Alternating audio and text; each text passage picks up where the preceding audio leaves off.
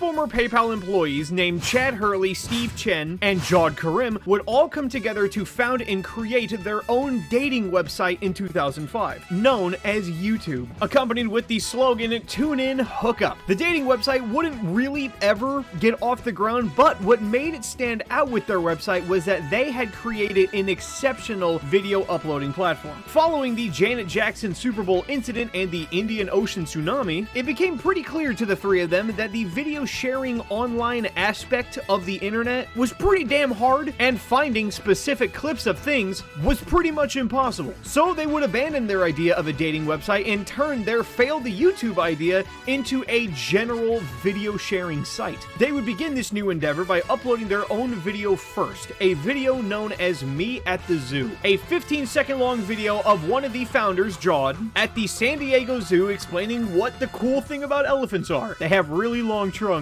Along with this, they would change their slogan to be YouTube, your digital video repository. This new YouTube website would look extremely promising, and investors showed up instantly, giving millions to YouTube as its success was almost instant. Over time, YouTube would be bigger and bigger and eventually fall under the radar of Google, who would then purchase the entire company, as well as one final slogan change: YouTube broadcast yourself, with the rest being history. YouTube has played a pretty major role in my life. I remember that the first YouTube video that I ever seen was my dad showing me the original Peanut Butter Jelly Time video in like 2005 when I was a toddler, and I've been with it ever since. During the classic era, the peak era, the drama era, and now the modern day era where I literally work for them, I guess. I mean, they sign my checks and send me my 1099, so I guess yeah. YouTube has a literal endless supply of information to talk about, from major events, controversies, to this shit. There's a lot to unpack. So I went and researched as much of YouTube as I possibly could to create this giant iceberg list. So sit back and relax, my cheeky little good boys, as I walk you through my YouTube iceberg chart.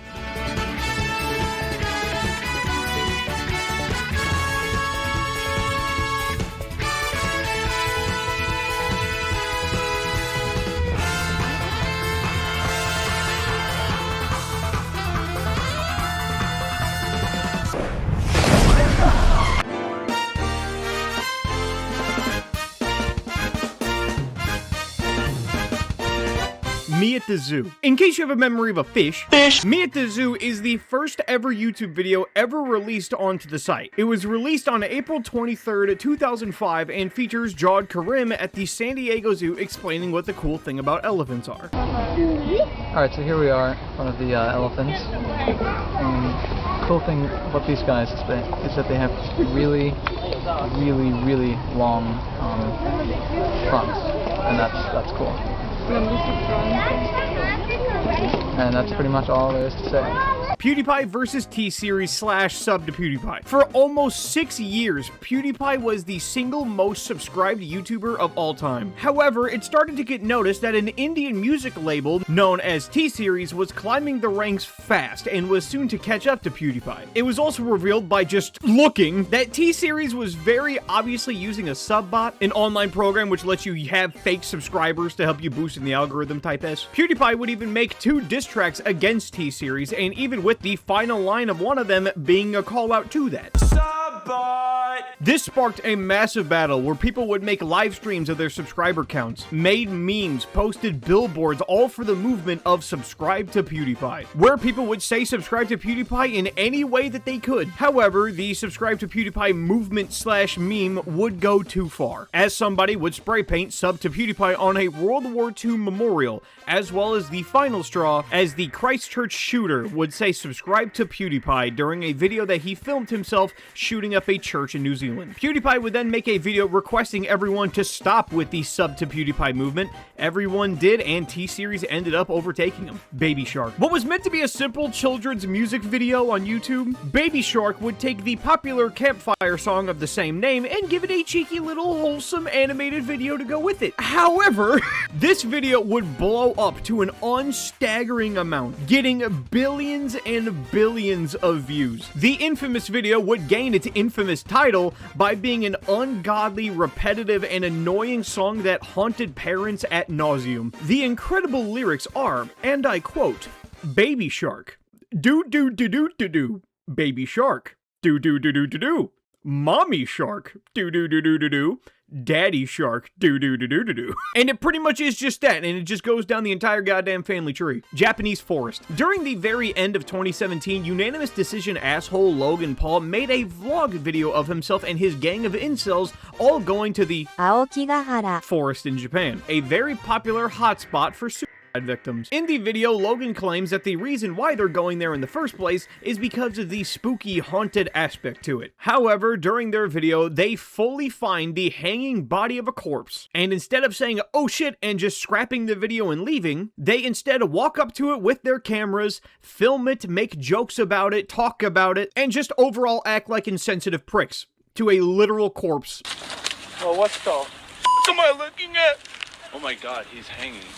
Bro, did we just find a dead person in the suicide forest hanging? Yes. They also only censor the body's face, pretty much showing an uncensored real corpse on the camera in their video. The video got extreme global backlash, with many mental health organizations and celebrities all giving their thoughts and shitting on Logan. MrBeast. Like it or not, MrBeast has pretty much become the face of YouTube. He got his start making silly little videos featuring him and his friends, like endurance challenges where he would count to 100,000 in one sitting just cuz, or videos like the last to leave the slime pit wins. However, his popularity became so extreme that he himself pretty much became a phenomenon, having insane scale TV shows, a whole theme park, and massively high budget challenges, all with his signature editing style that some even refer to as MrBeast style editing, where there is so much shit going on at once that it never lets your brain get a moment to react or rest, slaughtering attention spans. MrBeast was able to accumulate a fucking unheard of amount of views and subscribers, of which he has been coasting to this day. MrBeast would also use his popularity to help people and be a philanthropist, helping blind kids see for the first time, building schools, and even building wells in Africa. Rickrolling. A popular YouTube prank from back in the day that even sometimes still happens today is the infamous Rickrolling, where people would convince you to watch a certain video or click on a certain link just to mislead you by showing you the song Never Gonna Give You Up by Rick Astley. I'm saying this like you don't already know. The joke became so big that people even still do it to this day every now and then, and it's even made appearances in TV shows and movies. YouTube poop. Before the brain rot of today, we used to have YouTube poops, a genre of video on YouTube where people would take gameplay clips or TV show episodes and turn them into a highly edited mess. I consider this an art form. You will die. What the fuck? YouTube poop. Holy sh! Squidward! The sky had a Pokemon from my cereal box! Storytime animators. Another huge genre that really took the storm in the late 2010s was the storytime animator genre on YouTube, where artists and animators would tell real-life crazy stories about themselves to their own animation. The videos are super relatable and really wholesome and entertaining to just simply see a guy just explaining to you the weird shit that happened to him when working at a Subway. But I think what sort of kind of killed the whole storytime animator genre, at least in my opinion, was how corporate and business it all became. It no longer was a guy just by himself telling his silly little work stories through crude drawings, but instead became these hyper animated, oversaturated things that took all of the charm away, I feel. Boxing. In 2017, Joe Weller and Theo Baker did a video for Joe's channel where they would have a fun boxing fight. However, when promotion for this video was happening, former legend KSI would call out the fight and request to battle the winner. This led to Joe Weller versus KSI, a major event that made news headlines and garnered millions of views. After KSI won, he called out the Paul brothers, Logan and his little brother, which then spiraled into a massive thing. YouTube boxing events became commonplace and one of the most hype events in YouTube history. This even brought forth the birth of Misfits, a professional boxing corporation founded by KSI. And while Misfits and YouTube boxing is still going on today, it's lost pretty much all of its viral hype and no one really cares anymore in terms of large-scale attention. The drama era. The whole 2015 to 16 range of YouTube is pretty famous for being one of the site's worst eras on the platform, as drama content pretty much became the norm, where YouTubers shit-talking other YouTubers was the most mainstream content you would see. It's here you had known degenerates like Drama Alert, a channel dedicated to exploiting other people's controversies and dramas for views. Leafy is here, Scarce, Pyrocynical, iDubbbz. Pretty much all of these people just made a name for themselves by calling out others. Jaden Animations face reveal. One of these storytime animators that I mentioned previously, Jaden Animations, was famous for always having a hidden identity. A general sum-up reason was that she suffered heavily from her own body image due to her having a heartbreaking eating disorder, as well as her not wanting those to judge her or her content based on her physical appearance. However, during VidCon 2016, Jaden and a whole group of YouTube animators would all be in a group together. One of these people, by the name of Alex Clark, vlogged the entire event, and when Jaden requested that she be blurred out, Alex said, lol, no, and uploaded the video anyway, showing Jaden's face against her own wishes. This sparked Jaden to then create her infamous Why I Don't Have a Face Reveal video, where she broke down the struggles that she faced with her eating disorder. She ends the video by quickly revealing her face, but on her own terms. To this day, Jaden has gotten more comfortable with herself and even makes frequent physical appearances. But during the moment, it was a very dark time. It's just a prank, bro. Similar to the drama era of YouTube, there was another genre of video that was always looked down upon and sparked controversy non-stop: prank videos, which would quickly devolve into YouTubers pretty much just harassing, assaulting, and ruining the days of strangers, all to be filmed and uploaded. The phrase "it's just a prank, bro" became infamous due to these victims of the pranks almost always responding very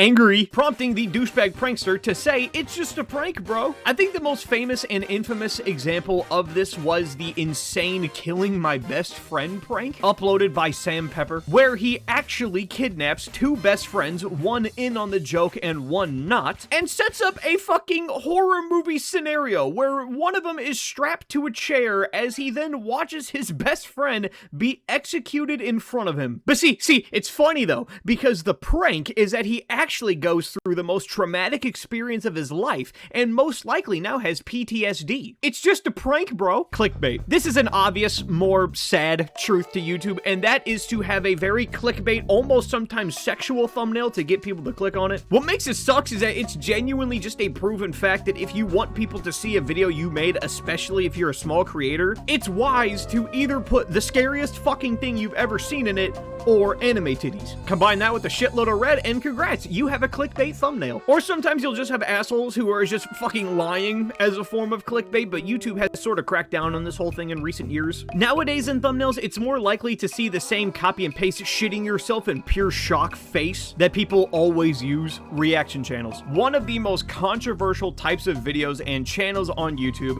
are the notorious reaction channels, where people with no skills or talent would just sit in front of a webcam and watch a full uncut video made by someone else. What makes it so obviously controversial is that these types of videos straight up steal views from the original creator. Why would you ever watch a top 10 scariest movies when you can instead just one-stop shop it and watch that video with someone's reaction to it? This isn't to say that all reaction channels are leechy parasites, because you do have some genuinely good and fun people on occasion. Dwayne and Jazz and Charmix, for example, are the ones who come to mind for me, mainly because they are just decent people who actually give genuine fun reactions that makes the video themselves more fun. Jeffy, you feeling alright? Man, who the fuck Jeffy is, nigga? My name's Jamalsis, and you in the wrong motherfucking hood, nigga. Man, this bitch bird gang.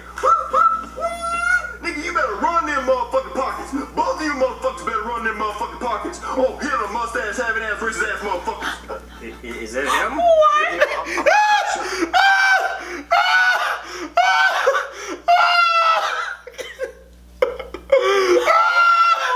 But then sometimes you just get some asshole sitting in complete silence while a creator's video plays in the corner. Adpocalypse. In 2016 and 17, a major event happened in YouTube that pretty much slaughtered advertisement on the site. During this time, it was pretty commonplace to see genuine insane shit. Holocaust jokes, shock videos, extremist stuff, massive N-word scandals were commonplace, and it all led to many major brands to all pull their ads off of YouTube, because Coca-Cola doesn't really vibe with the idea of having their ad on a video that that contains death to the Jews. This led to not only major ad revenue decreasing, but also YouTube highly cracking down and demonetizing creators for not being family friendly. And that went a step farther than just saying, oh, a sexual or offensive joke. No, if you even did so much as drop an F-bomb during this time, you can risk your entire channel getting demonetized. This entire event was known as the Adpocalypse. VTubers. VTubers is a more commonplace type of creator that you would see a lot on YouTube and Twitch nowadays, where instead of having a face cam, they are instead a rigged 3D model of someone's OC or character, with the majority of them just being big-tittied anime women. Another play on the whole monkey-brained formula of, ooh, titties, I gotta watch. But it's also just a good way for people who aren't comfortable with themselves to show themselves. So I'd say overall it's a pretty damn decent gig. It's expensive though. You ever seen how much the shit costs to make like a 3D rigged model for a VTuber? Bro, that shit is expensive.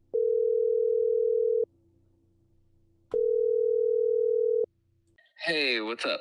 Hey, how much did it cost for you to make your VTuber model? It was a few $100s. Few hundred?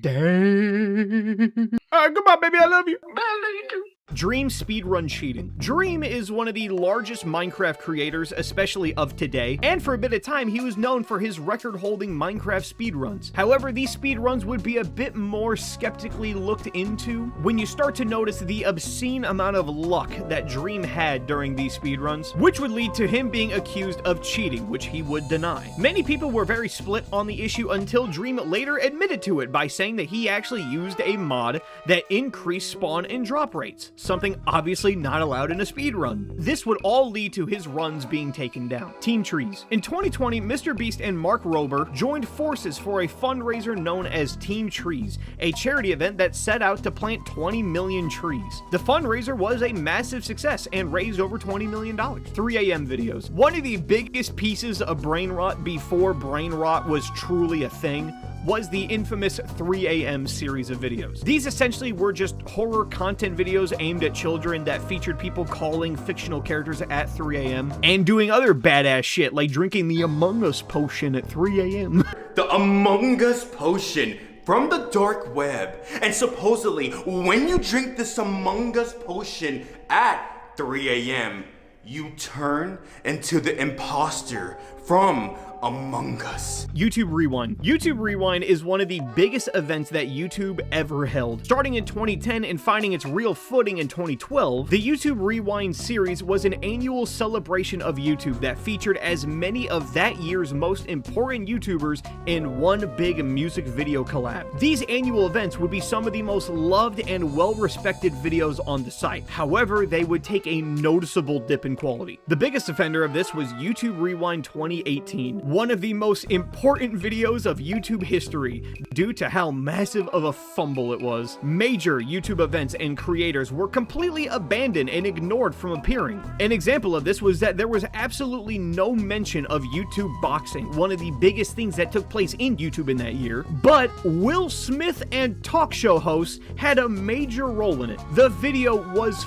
filled with out-of-touch memes and jokes that died months ago, but I'll actually give you that. That's kind of the point of it, to be honest. As well as the entire video essentially stopping halfway through to preach about mental health and social issues. The whole thing was essentially YouTube trying to look good to advertisers and brands instead of it being an actual celebration of YouTubers. Oh wait, hold on.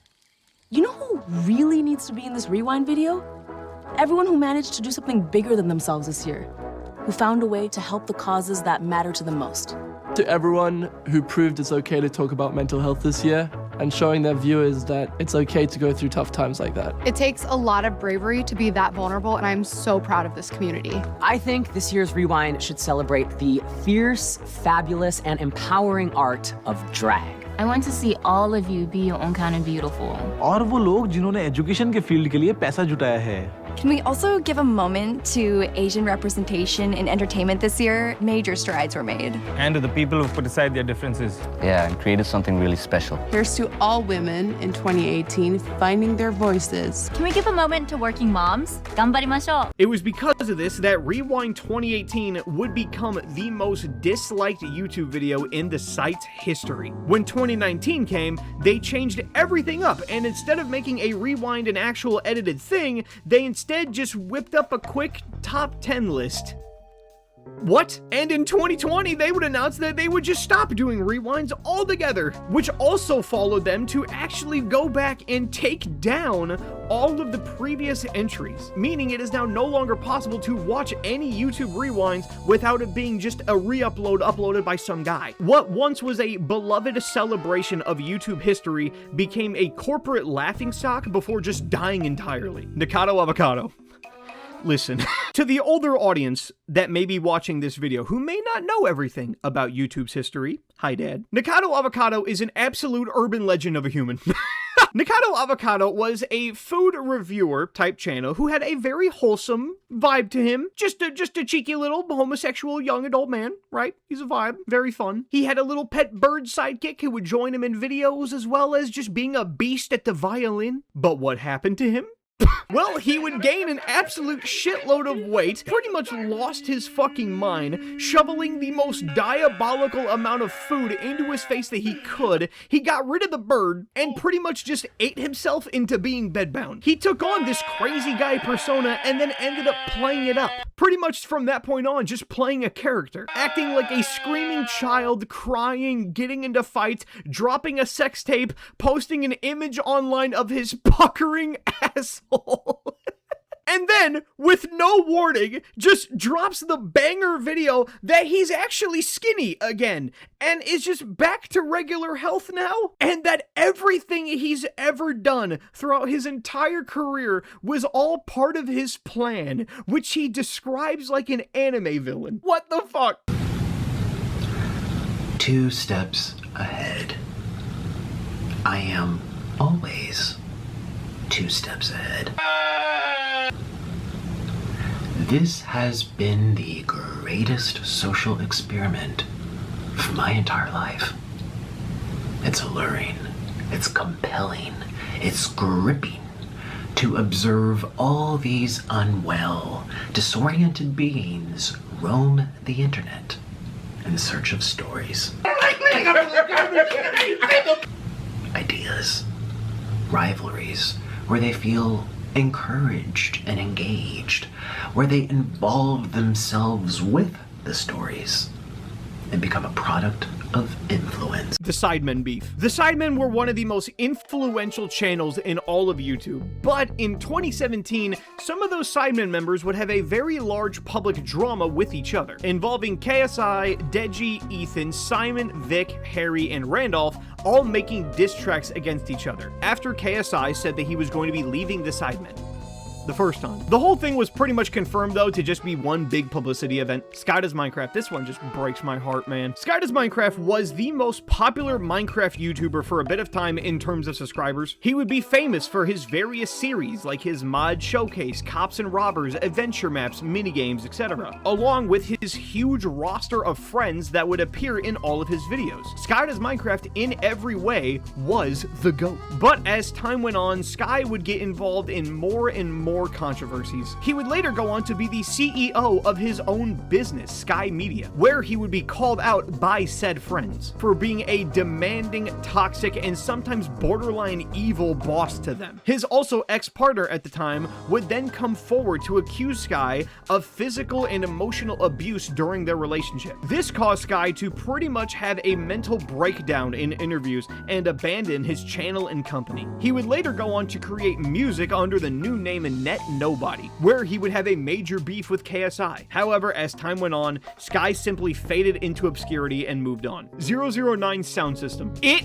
sucks that I cannot play this for copyrighted reasons, but 009 Sound System Dreamscape is one of the biggest and most nostalgic YouTube songs of all time, as it signifies the classic era of YouTube in the best way possible, as the video was used in many classic videos from the late 2000s to the early 2010s, and was even given the nickname of the YouTube National Anthem. Leave Britney alone. Let's take a little break from all the major stuff and just have some fun and talk about just some of the biggest viral videos and channels. Leave Britney Alone is a 2007 video of Kara Cunningham sobbing in tears after seeing Britney Spears' hate following her return at the MTV Music Awards. The video gained 4 million views in just 2 days and became one of the first ever YouTube viral videos.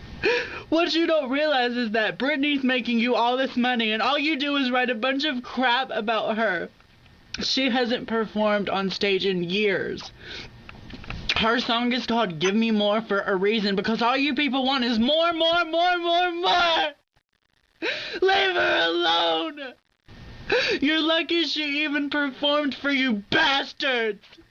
Leave Britney alone! Dramatic Chipmunk.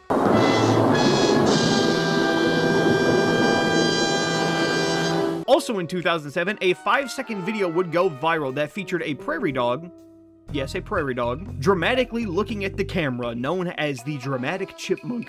それでは次のペットお願いします。これはプレーリードッグです。プレーリードッグ。かわプレーリーいい。ドッグと言っても犬じゃないんですけどね。食いますか？犬じゃない。はい。君たちの T シャツのマークと同じリスさんの仲間です。リスの仲間なんだ。Fallen Kingdom. Fallen Kingdom is one of the most famous Minecraft videos ever made, as it's a music video parody of Viva La Vida created by Captain Sparkles. Pretty much everybody has seen this shot of the king falling to his death. Llamas with Hats. Llamas with Hats is an extremely popular animated show created by Film Cow that features, you guessed it, llamas with hats. The show is about two llamas named Carl and Paul that features the aftermath of Carl being a deranged killer. I've never seen him before in my life. Why did you kill this person, Carl? I do not kill people. That is my least favorite thing to do. Tell me, Carl, exactly what you were doing before I got home. All right, well, I was upstairs. Okay. I was sitting in my room. Yes. Reading a book. Go on. And, well, this guy walked in. Okay. So I went up to him. Yes. And I stabbed him 37 times in the chest. Carl! This would also come from the same creator as Charlie the Unicorn, which probably should have been on the list now that I think about it. Fred. Fred is a character created by Lucas Cruikshank. He was a high-pitched voice and pretty much just insane kid. The videos would be him playing this Fred character and pretty much just be a video diary series where Fred would talk about his life. Fred would actually go on to be the first YouTube channel ever to hit 1 million subscribers.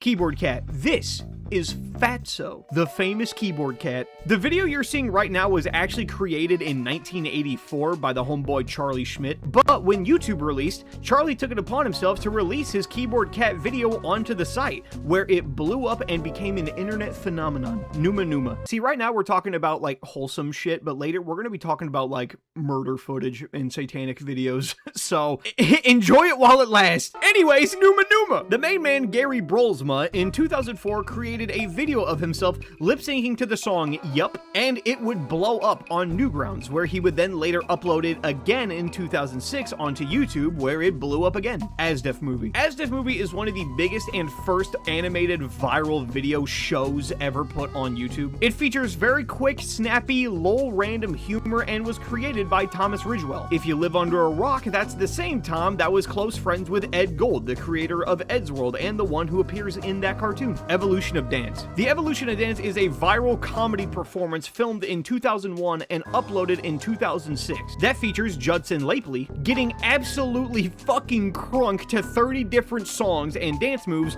from the 1950s to early 2000s. Nyan Cat. Is it Nyan Cat or Neon Cat? I don't know. Nyan Cat is a small gif of a Pop-Tart cat flying through space with a Japanese song playing in the background. This iconic but weird as hell video would become so iconic that for a period of time, this was in the top 5 most viewed YouTube videos. Double Rainbow. Double Rainbow is a famous video by Paul Vasquez. While he was standing outside in his front yard at Yosemite National Park, he spots a perfect double rainbow. His video gained over 50 million views total since its release in 2010. However, on a much more sad note, in May of 2020, Paul would pass away and while dying would tell people that he's looking forward to being reincarnated.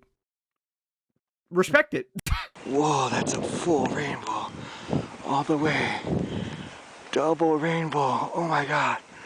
It's a double rainbow all the way. Whoa, that's so intense. Whoa, man. Wow. Whoa. Whoa. Whoa! Oh my god! Oh my god! Oh my god! Woo! Oh my! Wow! Woo!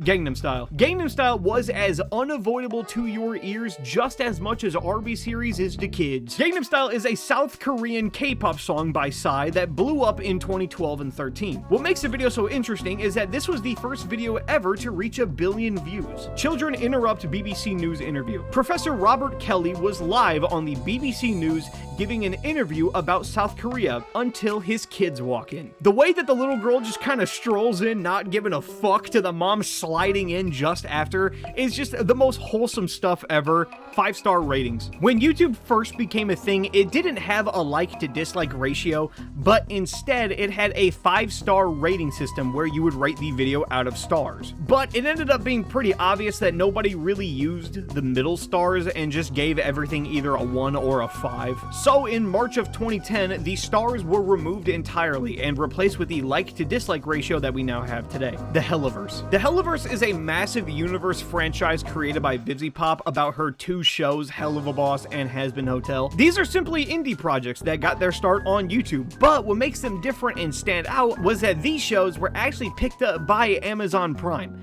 and are now just official mainstream TV. We could also shout out Amazing Digital Circus under kind of the same topic of indie shows that do amazing, because Digital Circus, a YouTube indie TV show, had its finale released in theaters that had a higher profit than Star Wars. The Psycho series. Psycho Dad Shreds Video Games is an infamous video where an unemployed man-child gets his entire video game collection destroyed by his father with a lawnmower. The video blew up instantly and led to one of the longest running and most impressive YouTube series ever made, the Psycho series. Created by Jesse Ridgway, is a scripted soap opera style drama series that tells the story of Jesse himself living with his abusive family. When all he wants to do is be a YouTuber, he vlogs his day-to-day life as this scripted character and goes from living in a haunted house to building his own room in the garage to giant milestone videos involving Psycho Dad destroying something huge. The whole channel is a big family of actors,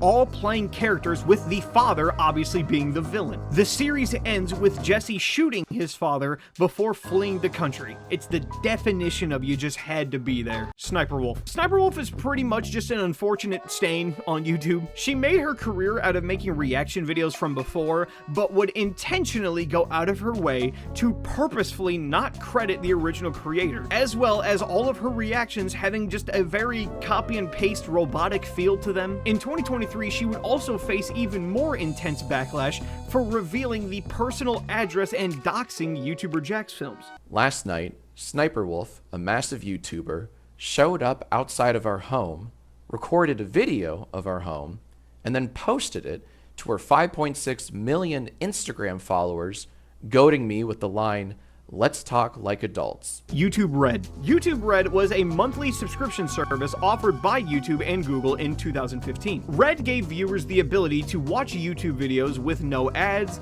play videos in the background, and download content to watch later offline. YouTube Red was even given its own original shows that were created by YouTube themselves, starring famous content creators, such as Scare PewDiePie, The Sidemen Show, In Space with Markiplier, Ghostmates, and many, many more. Pretty much their own version of Amazon Prime is pretty much what YouTube Red was. However, YouTube would then shut down the entire original content side of the service, but would still keep the monthly subscription-based bonuses, like the no ads thing, and has now renamed it to YouTube Premium. YouTube Shorts. YouTube Shorts is a more pathetic version of YouTube Red in terms of, oh, that's really successful, we should do that ourselves. But instead of it being original content in TV shows like Netflix, it was simply TikTok. YouTube Shorts are a highly promoted video format on YouTube that allows creators to create a quick couple-minute vertical short to upload to the site and be able to swipe and binge through them like you would on TikTok. However, where TikTok features actual creators and talent, YouTube Shorts is more known for just AI and brain rot slop. Amanda Todd. Amanda Todd is one of the first and most tragic stories in YouTube's early days. 15-year-old Amanda Todd would create this video reaching out to anyone who would listen. Amanda was the victim of severe online harassment and blackmail, where pedophiles would take the mistakes that she made and use it to run and ruin her life, which they did, causing her real personal and school life to crumble around her. Amanda would then create this video shortly before taking her own life in 2012.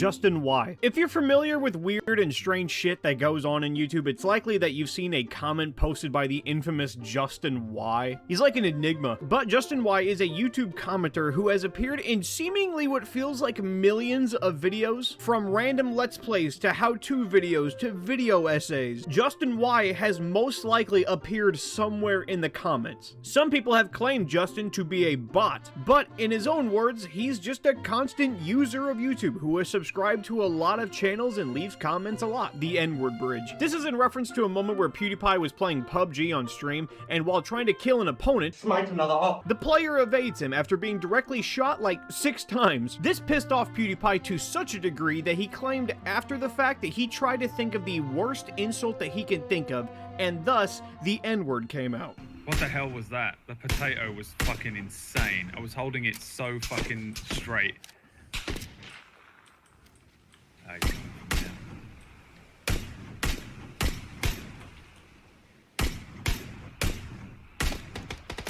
What a fucking nigger. Jeez, oh my god, what the fuck? Sorry, but what the fuck? What a fucking asshole. I don't mean that in a bad way, Jesus fuck. Why would he do that? Legit, why would he do that? Unis Honest. Unis Honest was a YouTube channel created by Markiplier and Ethan Nestor with one gimmick behind it. The channel would exist for exactly 1 year and then be deleted forever. So from November of 2019 to November of 2020, the two would upload daily videos before live streaming the channel's deletion. Markiplier would even go a whole step further to take down any re-uploads of the content. Unis Honest was one of the best and biggest events and experiments in YouTube history. Charlie Bit My Finger NFT. One of the earliest and most famous viral videos of all time was Charlie Bit My Finger. A wholesome video where two brothers are chilling together while the baby brother bites the older's fingers, and is just a very adorable video all around. However, during the whole NFT craze where morons would purchase images, videos, and GIFs online, the family behind Charlie Bit My Finger would also hop on this trend, taking down the immensely popular video and selling it as an NFT. Google Plus. Google Plus was Google's attempt at creating a social network like Facebook, MySpace, etc. The only difference was that nobody used it or cared about it at all. But it became infamous on YouTube when Google pushed users to connect their YouTube accounts and comments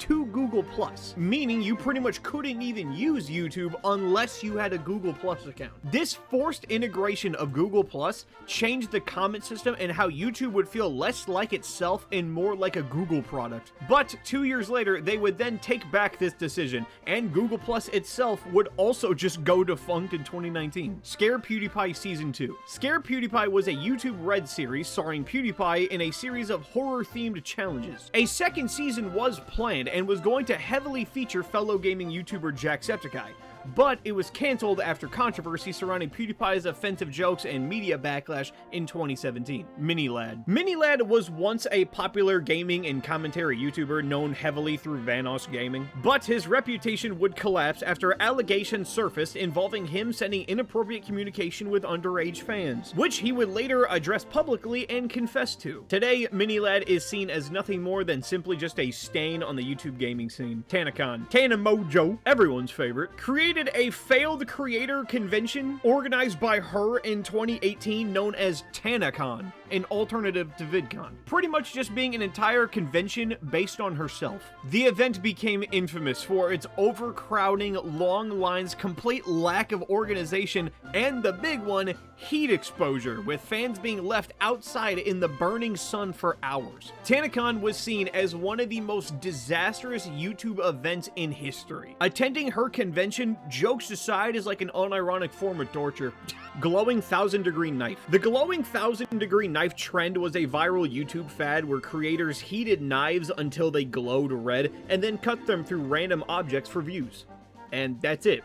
And it was a huge deal. The videos poked your brain in the oddly satisfying genre, and it took off majorly. Just simple, low-effort videos that were inescapable for a period of time. Momo Challenge hoax. Momo was an internet panic, claiming that children were being encouraged to harm themselves through disturbing messages or videos featuring this creepy sculpture image thing. The rumor states that the admittedly fucking horrifying creature would message children and challenge them into hurting themselves. And if you refused, Momo would do it to you instead. Sort of like a horror chain letter. Dream face reveal. This one's awful. Dream was one of the biggest YouTubers for a period of time due to his Minecraft content. What made his channel and branding so fun and entertaining and interesting was his very, very strict hidden face rule that he had, which led to part of the charm of Dream, him having a hidden face and all. However, in 2022, he would break the internet by making an official face reveal video, which went horribly, horribly wrong. When Dream revealed his face, he would become the target of immense bullying and memes, all for just how he looked. His physical image online went from a cute twink looking guy, we can only assume that this is what he looks like, to just Rumpelstiltskin. That's just, that is what all changed. I feel fantastic. Alright lads, let's take a quick little break and just do some entries on the most famous what the Sam hell was that videos that have surfaced on YouTube. I Feel Fantastic is a creepy viral video featuring Tara the android, a mannequin-like singing robot. This hilariously unsettling video spawned a lot of dark theories, with the biggest one being that the video itself was created by a serial killer, and the clothes of the robot itself were all of the clothes of his victims. Also during the video is a very out of place random shot of the outside, just a patch of grass, leading people to believe that this is where said victim is buried. It became such a massive meme that it even made an appearance in Smiling Friends. But instead was simply just created by an engineer and musician, Jean Bergeron, to show off a cool robot he made and wanting it to be the first ever android pop star. Blank Room Soup. Blankroomsoup.avi is a disturbing viral video showing a man eating a bowl of, I don't know, maybe shit, while two strange costume figures stand around him and comfort him while he eats from the bowl and cries.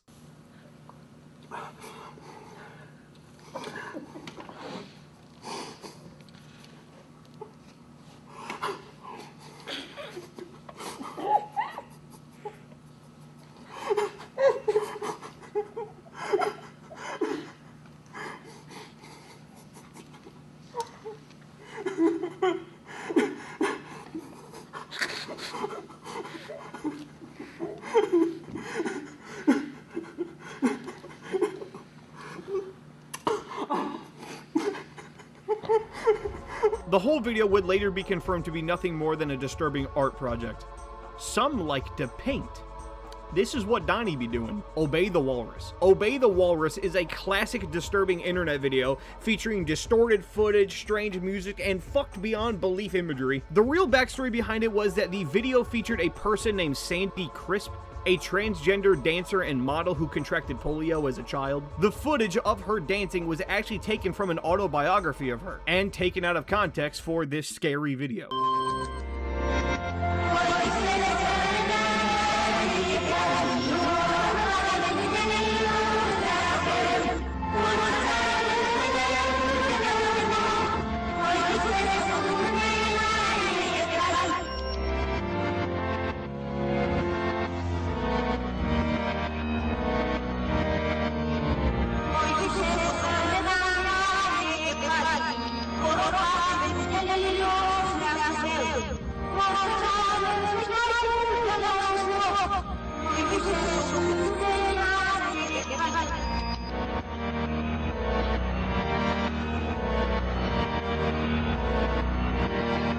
Real Demons Caught on Tape. Real Demons Caught on Tape is an extremely well-made and professional horror short film about a man being, I guess, harassed by demons. The video itself is extremely well-made and damn terrifying.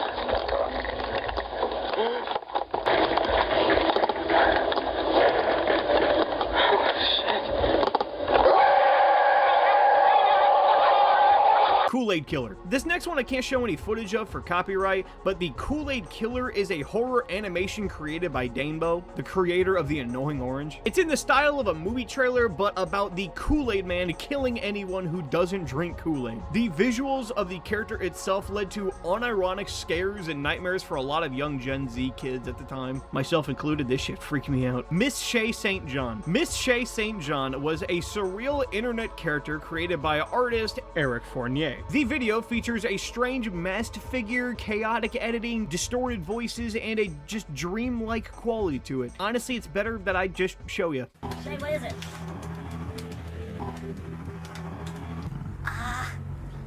Hood. You've been doing this for 24/7. So you've been doing the hand thing all day? Heard you were. Jordan told me you had been doing it on a sleeping bag earlier. Hood. Hood. Hood. Hood. Hood. Hood. Hood. God. Hood. Hood. Shay, I can't stop doing the thing. What is it? God, I heard you doing the hand thing. Hood. Hood. Petscop. Petscop is a very popular YouTube ARG series presented as gameplay footage of an unfinished video game. The game reveals strange hidden areas, disturbing backstory clues, and the themes of family trauma and abuse. While the videos themselves are presented as real gameplay taken from a cursed taboo game, it is fictional and became one of YouTube's biggest mysteries. The rocking chair scary pop-up. This was the first jump scare I ever received in my life, so I'm going to include it. This is it. The Chevy model year event is almost over. The last of the M6s are going fast, so don't get your Chevy before someone else does. Buy M6 Malibu V6 and get 0% APR financing. Or get a 2000...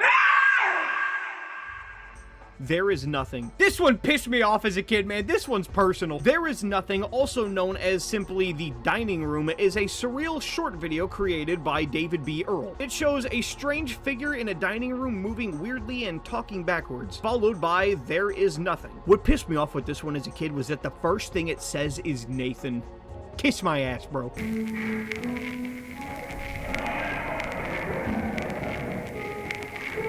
Nathan. See, red.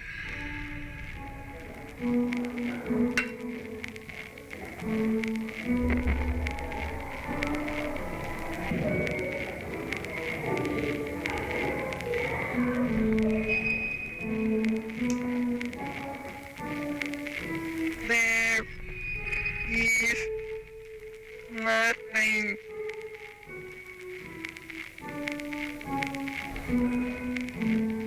Mariana Mortigard Glesgorv. This is a supposedly cursed YouTube video showing a man just staring into the camera with just awful sounds and just a blood red filter put over it. The story claimed that any person who would ever watch this video would have a terrible time afterwards, including suicidal thoughts and nightmares.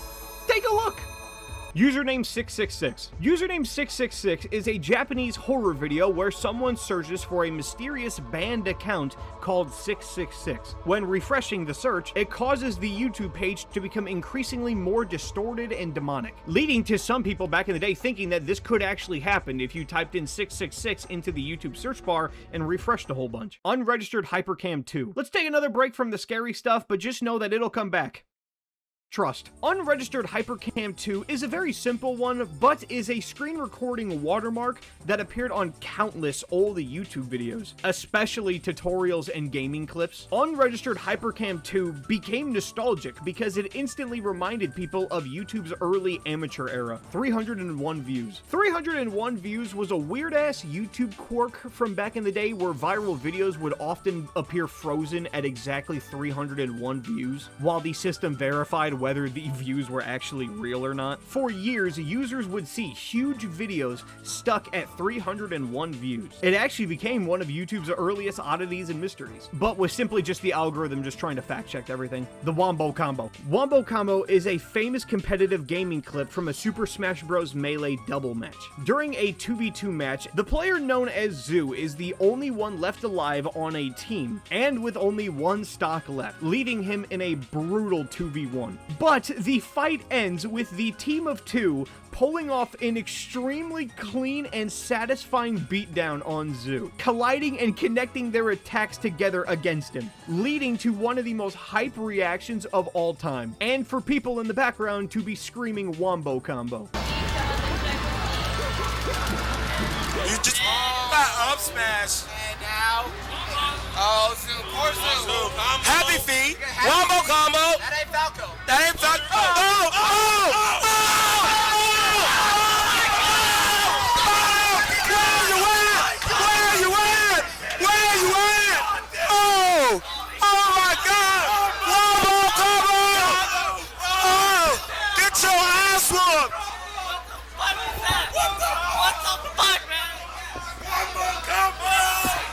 Wow! He did not, huh? You play that? Nah, not yet. When the set's over. My dick hurts! Bobak's dick is hard! Oh my god, we're all a little bit hard. Anything to say? LOL! This is a pretty simple one. An old school YouTube video released in May 2005, barely a month after YouTube's creation, is actually the home of the first ever YouTube comment ever created. A simple LOL followed by many exclamation points. The Viacom lawsuit. The Viacom lawsuit was a major legal battle between Viacom and YouTube over copyrighted clips uploaded to the platform. Viacom sued YouTube for massive damages, arguing that YouTube allowed copyrighted content to spread. Viacom would end up looking like the assholes in the case, as it was discovered that they themselves had uploaded their own copyrighted works onto YouTube to then blame YouTube for it. The legal battle lasted years with no real winner ever actually happening, and everything was just dropped over time. I'm a fire in my laser! This early meme comes from the Shoot-a-Whoop meme, where a big-ass laser comes out of someone's mouth. It became huge in early YouTube poops, meme videos, and just random edits, and made extremely popular by the Laser Collection, an as-if movie-style animated series where the whole running gag is the Laser Kid. Laser Collection would also be responsible for Dr. Octagonopus. Dr. Octagonopus is a character from the early internet parody culture and debuted in the Laser Collection. This early YouTube character would be famous for screaming his name followed by shooting a giant laser. You can also tell just by looking at him that he is very obviously inspired by the Green Goblin. Dr. Octagonopus! Ooh, I've never seen a genie like this before. Dr. Octagonopus! Okay, for my first wish, don't talk. I'm your master now. For my first wish... Dr. Octagonopus! Local 58. Alright. Back to the scary shit. Local 58 is an analog horror web series created by Chris Straub, presented as eerie public access television broadcasts from a fictional station, using emergency alerts and old TV broadcast graphics to convey its story. The overall theme of the series is about something being wrong with the night sky and the entities that come from it. Agamemnon Counterpart. This is just a bizarre and just incomprehensible horror video. Just take a look.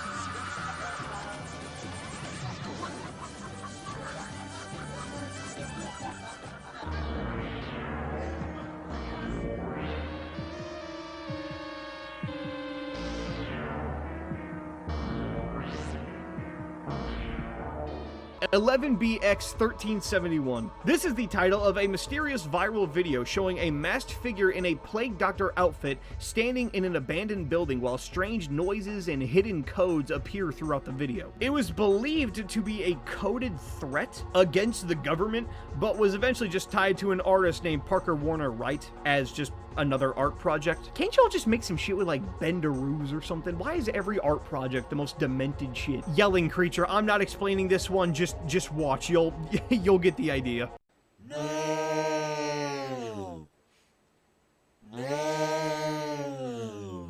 The Max Headroom Incident. The Max Headroom Incident, unlike all of the other things that we have recently discussed where they're all art projects, this one was actually real. In 1987, a television broadcast hijacking in Chicago would take place, where a person wearing a Max Headroom mask interrupted 2 TV broadcasts. This was actually a real event that was later re-uploaded onto YouTube. Life of Luxury. This one rocks in the most ironic way. Life of Luxury is a very controversial and stupid YouTube channel. Life of Luxury began making prank and catching predator videos, both of which used actors, meaning the guy who they showed on screen to be a pedophile was an actor. Let's just ignore the fact that a real human now has their face associated with being a predator caught in a video, but they would end up ditching this entire type of content to form a brand new one. Horror investigations, kind of in the similar vein to the shows Ghost Hunters and Ghost Adventures, where a team of camera guys would all go to explore and interview people associated with a paranormal problem, I guess. But what makes these videos so funny is just the acting is just beautiful. So what do you think's going on with this lady's son? I really don't understand the problem. Okay, so from what she said in the email, her son's been growing super fast for some reason and acting really creepy towards her. Dude, that doesn't make any sense. How do we know he's not just hitting a growth spurt or something? I don't think this lady would contact us if he was just having a normal growth spurt. Dude, if this woman's having problems with her son, they should be going to therapy. Let's just get there and see what we're dealing with, okay? Possibly in Michigan. Possibly in Michigan is a surreal 1983 short film created by Cecilia Condit that later became famous online because of its creepy music and atmosphere. Similar to the same vein of the whole Max Headroom thing, where it was a video taken like 20 years before YouTube even existed. Possibly in Michigan is another example of that. Sitting and Smiling. Sitting and Smiling is a performance art YouTube series created by Benjamin Bennett, where he literally does nothing but sit still and smile at the camera for hours at a time. That's it. Dude spends hours just sitting and smiling at a camera and nothing more. The guy is even so committed to this that in one of the episodes, he legitimately pisses himself. And the incident that tops it all was that one time during one of his videos, he actually got a home intrusion during the filming. And he still just sits there.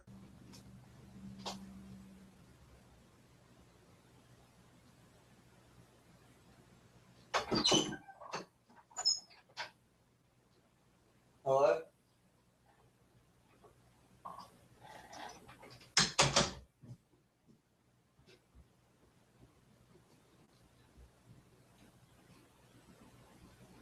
Imagine this from the perspective of a robber, where you break into a dude's house and homie is just sitting on the middle of the floor in silence, smiling to a camera.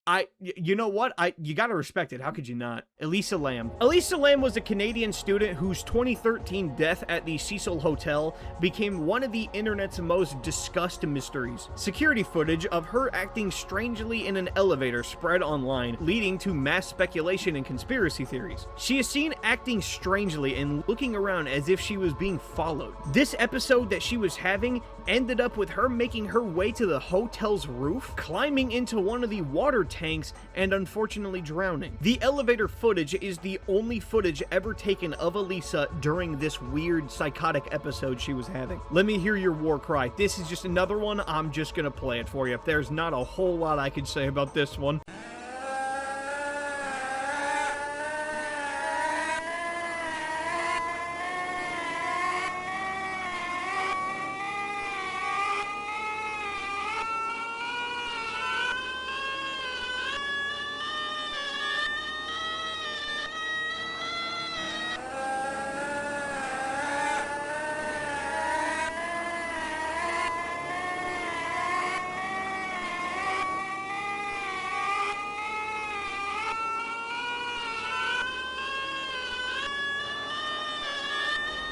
No Through Road. No Through Road is a British found footage horror series that begins with friends driving down a road and realizing they cannot escape. Due to the road infinitely looping, no matter what route they take, they always end up at the same place. The series is part of the found footage genre that was so convincing that many actually thought it was just real. The Nair tutorial. This...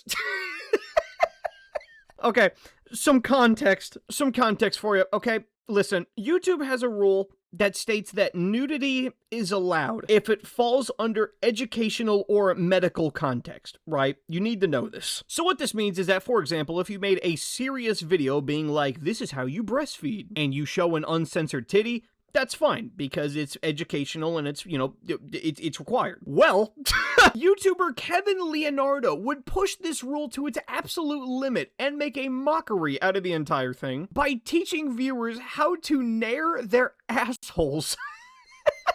So what happens in this video is that homie goes on camera, completely fucking naked by the way, and just bends over in front of the camera and just shows his bare asshole. Just his full uncensored puckering anus.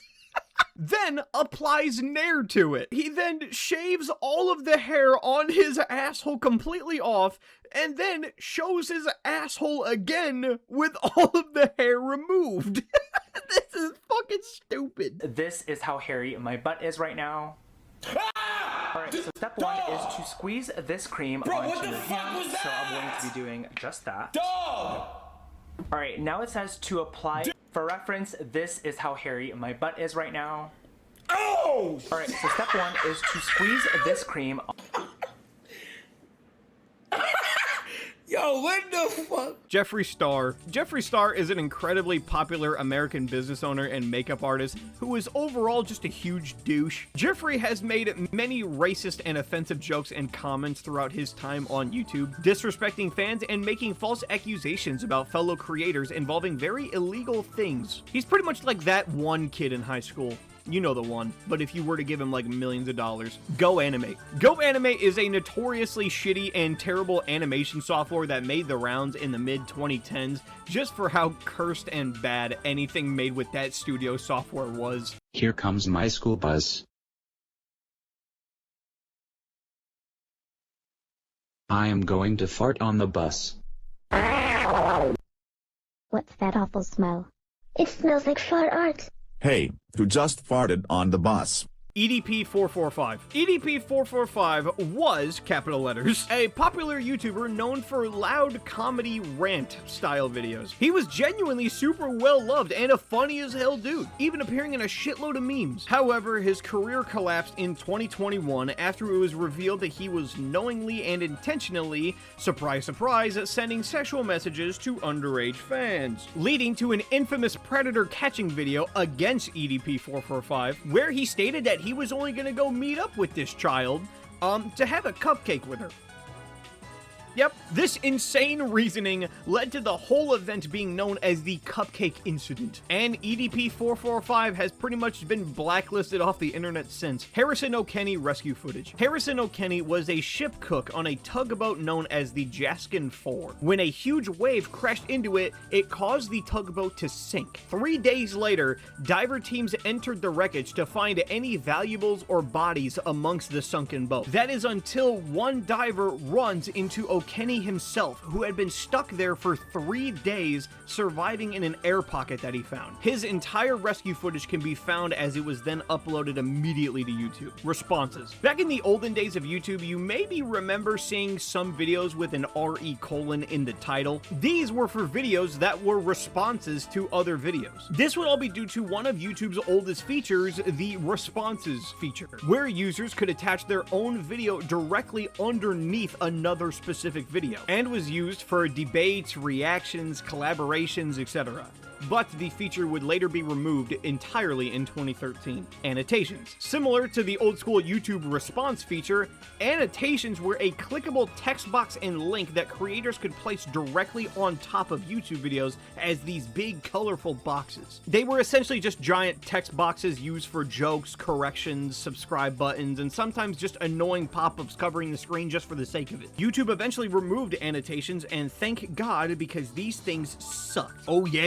This entry refers to a massive trend that happened on YouTube in January of 2019, when YouTuber Maximilianus encouraged his viewers and fans to change their profile pictures to his, and go all throughout YouTube spamming comment sections with the simple phrase, oh yeah. Comment sections were immediately taken over, leading to a global pandemic of these comments and pictures all over YouTube. 112 Dirtbag. In 2004, a young student named Mara Murray would make a mysterious disappearance. Mara would tell her friends, family, boyfriend, and work that she would be gone for a little bit and will message them when she gets back, and left without ever actually giving a genuine reason as to what she was doing or where she was going or how long she'd be gone for. However, while on Route 112 in New Hampshire, Mara would crash her car and never be seen again. This leads us to the horrifying video titled Happy Anniversary, posted by 112 Dirtbag, which shows a creepy old man in what looks like a basement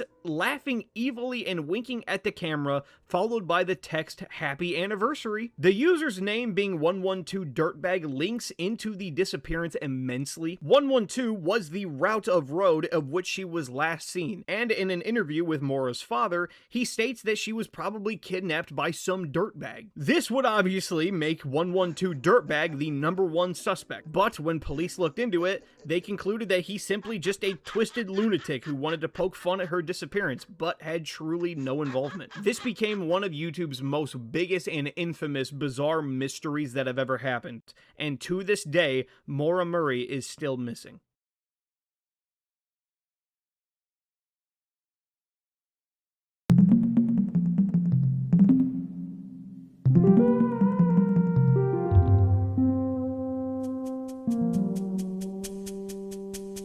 The Kappa controversy. The Kappa controversy was one of the biggest changes in YouTube history, mainly for kids channels. In 2019, the FTC reached a $170 million settlement with Google and YouTube over the allegations that YouTube illegally collected personal information from children without parental consent, as opposed to with parental consent for stalking kids. After that, YouTube required creators to mark whether or not their content was made for kids. By doing this, it would change the comments, notifications, ads, and the monetization on those videos. The controversy came from this when creators who were in a gray area didn't know what to do. Channels that were made family-friendly but could appeal to both adults and children were stumped on what to refer to their video as. Is it Cocomelon or Saw? One or the other. If you say that a video is for kids, it pretty much destroys all of the monetary value of making the YouTube video, but if you exclusively say that it's not for kids, then you could be alienating potential child viewers who would have no problem seeing this. Full stop punctuation. When you go to the YouTube search bar and type in just a simple period, you can then venture down a rabbit hole of bizarre or even sometimes scary videos with the titles full stop punctuation. It's like Pandora's box of just insane shit. The YouTube HQ shooting. On April 3rd, 2018, at YouTube's headquarters in San Bruno, California, Nassim Aghdam would shoot up YouTube's headquarters, wounding 3 people and then taking her own life. Reports at the time said that she was a YouTube creator who was angry at the platform over restrictions, monetization, and how her videos were being treated, which would then lead to this incident unfolding. Police telling NBC News Aghdam may have been angry at the video sharing site, claiming that YouTube discriminated and filtered her content. And if you go and check my videos, you see that my new videos hardly get views, and my old videos that used to get many views stopped getting views. Aghdam had a large YouTube presence with multiple channels, from animal rights activism to bizarre musical parodies. Witnesses describing the chaos. ElsaGate. This unironically may have been one of the biggest causes for the whole COPPA thing, but ElsaGate is a massive YouTube rabbit hole involving videos that look like children's content featuring overly goofy and cartoony skits featuring characters like Elsa and Spider-Man, but included disturbing, sexual, violent, or even fetish content within the videos themselves, leading to the obvious pedophiles behind the ElsaGate videos to have major controversy with them due to them purposely making misleading content. 5-Minute Crafts. 5-Minute Crafts is a notorious content farm channel known for fast DIY hacks, craft ideas, beauty tricks, and life hacks. Many videos show neat little DIY quirks that you can try yourself, but are almost all actually impossible to do or just wasteful. This style of content being these overly bright, quick, and quirky little life hacks that I just gotta try is what led to them being a very obvious and soulless click farm, pretty much damning their reputation right off the bat because they make content that you would see like on Facebook. Also, my girlfriend as a child apparently set her toaster on fire claiming that she was trying to do something in one of these 5-Minute Crafts videos. Just gonna leave it at that. YouTube Heroes, this shit. YouTube Heroes was a 2016 program where users could earn points and levels by helping moderate the platform. Wow! Like adding captions, reporting inappropriate videos, and answering questions in YouTube help forums. The problem with this was that many creators feared that it would turn YouTube into a mass reporting system where random YouTubers would gain influence over videos and channels that they disliked. Even though YouTube presented it as a community helping program, the announcement trailer was heavily disliked and mocked, which canceled the idea almost immediately. GameXplain controversy. GameXplain is a news and analysis channel best known for Nintendo videos. The controversy around the channel came from former collaborators and workers at GameXplain revealing the toxic environment it was to work for them, involving unrealistic workloads, low payments, management issues, and just a whole bunch of other toxic workplace stuff. These allegations would actually change how most people viewed the channel and brand as a whole. How to Basic face reveal. How to Basic is a YouTube channel known for making extremely quality how-to videos and cooking recipes that appear normal at first, but then turn into just sheer fucking mayhem halfway through the video. However, the face of the channel and the one behind the camera itself is never made public or known, of which became a long-running mystery. In 2018, How to Basic uploaded a face reveal video, but instead of revealing one person, the video revealed a huge lineup of YouTubers and internet personalities all claiming to be How to Basic. To this day, nobody knows what How to Basic actually looks like besides the people that he's outwardly collabed with.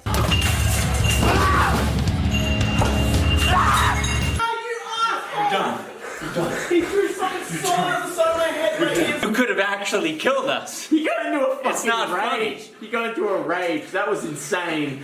If you don't want to film for us, you don't have to. We could get someone else, okay? Fuck.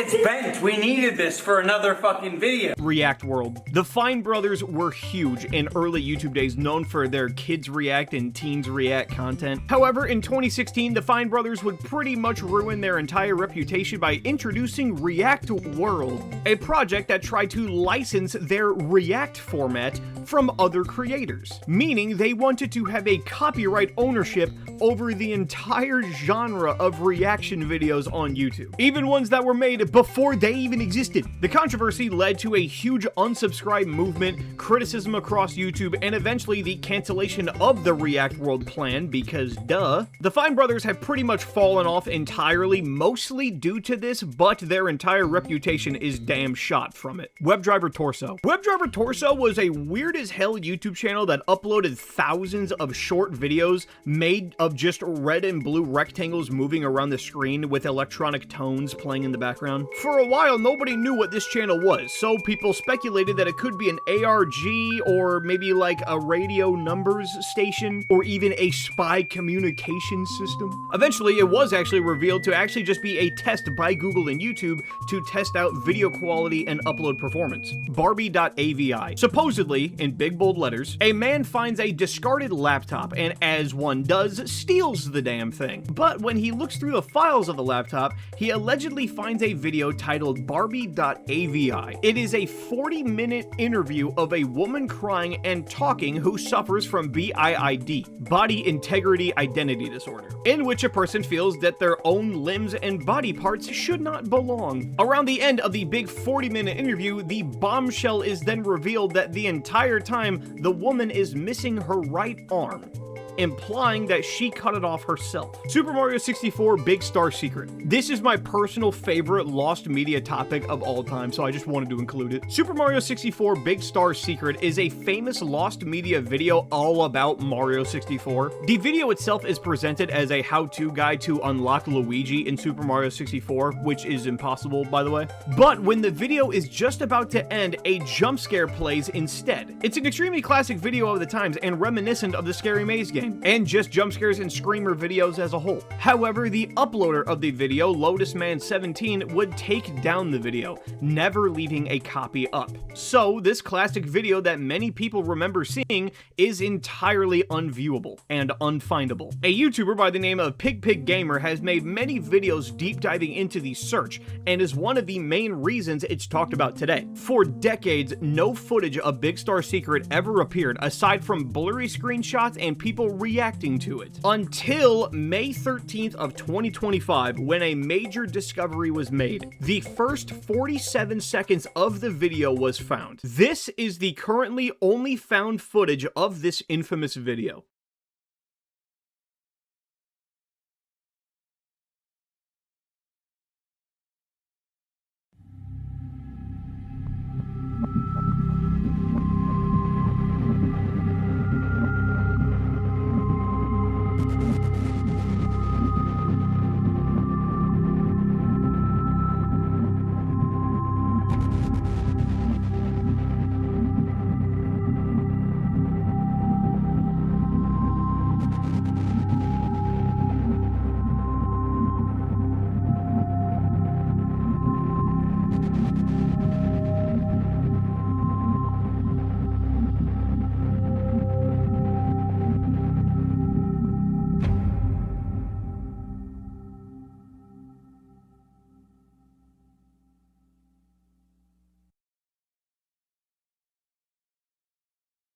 Girls see ghost and run. This video is one of the most iconic ghost videos to ever exist, and the reason why is what makes it interesting. Because it doesn't show a ghost in the normal sense, like an object moving or a shadow on the wall, but just from how unnervingly genuine the reaction of the two little girls are. A mother is recording her two children because one of them, the girl in the yellow chair, claims to be seeing a ghost from behind the other girl. This causes her sister to laugh at her for even thinking that there's a ghost behind her, until she then turns around and lets out a guttural scream before running and crying to her mother. No actual ghost is seen in the video, but from how genuine of a reaction the kids gave, they definitely saw something. Pivot Animations. Pivot Animations was a huge wave of stick figure animations made with Pivot Animator, a simple program that lets people create fights, parkour scenes, and random comedy using stick figures. These videos were everywhere on early YouTube and are extremely nostalgic,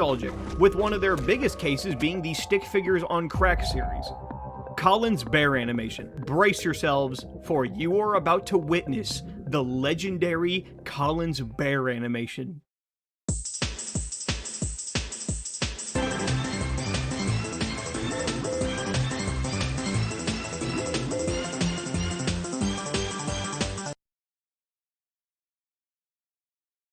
2018 YouTube shutdown. In 2018, for roughly an hour, YouTube would entirely shut down all over the globe. The shutdown, like I said, only lasted for about an hour, but everyone who is a heavy YouTube user remembers this day. I was in high school and was not social. Caramel Danzin. Caramel Danzin is one of the most recognizable old internet dance memes on the entire site. The song originally came from the Swedish group Caramel, but the meme exploded when a sped up version was paired with a looping animation from a Japanese visual novel, Popotan. This caused many people to copy the dance and music by adding in their own characters, pretty much just becoming just an early viral trend. Hi Walter, I got a new girlfriend today. I'm just gonna play this video. Hi Walter, I was at the mall today and guess what happened?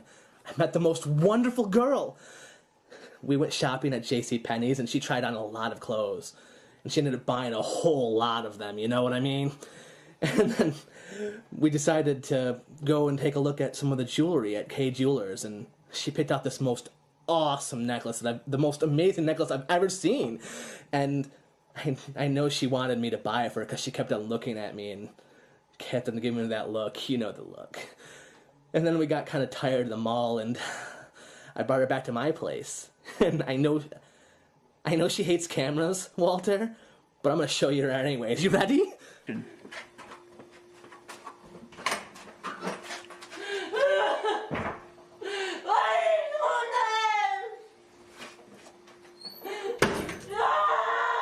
WPKE PKW. This is an equally parts horrifying and stupid as hell video on YouTube that makes no sense and is just highly creepy. The video is said to curse whoever watches it. Very similar to the Mortigard video that we saw earlier, but this one is just a bit more intense, I guess, in that aspect of the supernatural side of it. Take a look!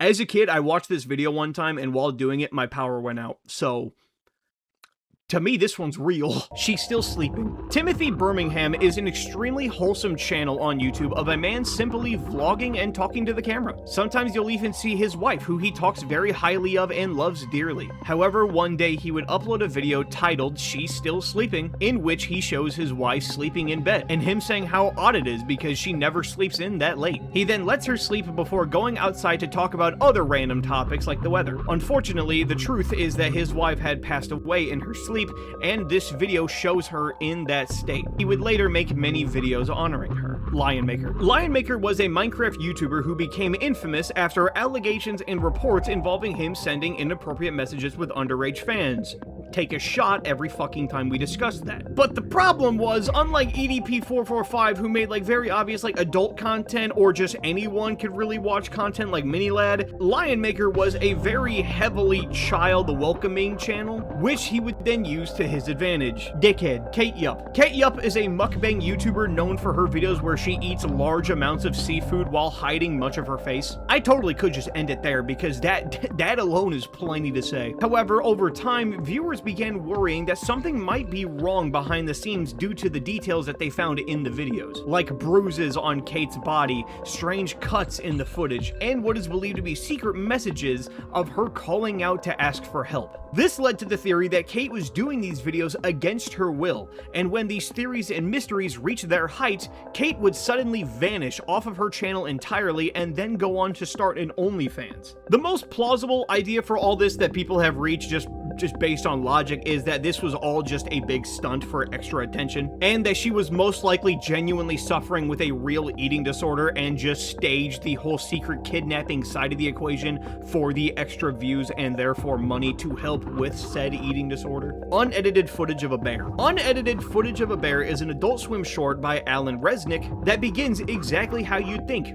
It's just unedited footage of a bear. But after a few seconds, an ad then begins to play, where it then abruptly turns into a fake medication commercial and then spirals into a surreal horror short. The Cursed Kleenex commercial. The Cursed Kleenex commercial is a Japanese commercial from the 1980s that became a huge urban legend. The ad itself shows a woman and this fucking thing, while the song "It's a Fine Day" plays in the background. Over time, rumors claim that the commercial was cursed, and that the actors in the video met terrible fates in real life. These claims would later be proven false, but that still does not negate the fact that this commercial is just creepy as hell regardless. Pizza Time Pizza. Pizza Time Pizza is a fictional horror YouTube series created by Alex Bale. The series itself is an ARG that slowly reveals more and more as it goes on. The series is about a string of commercials that all tie to a fictional pizza restaurant, before turning into a huge mystery about kidnappings and just a big old can of worms. Homunculus. The Homunculus videos were a strange viral YouTube trend where people claimed that they could create artificial life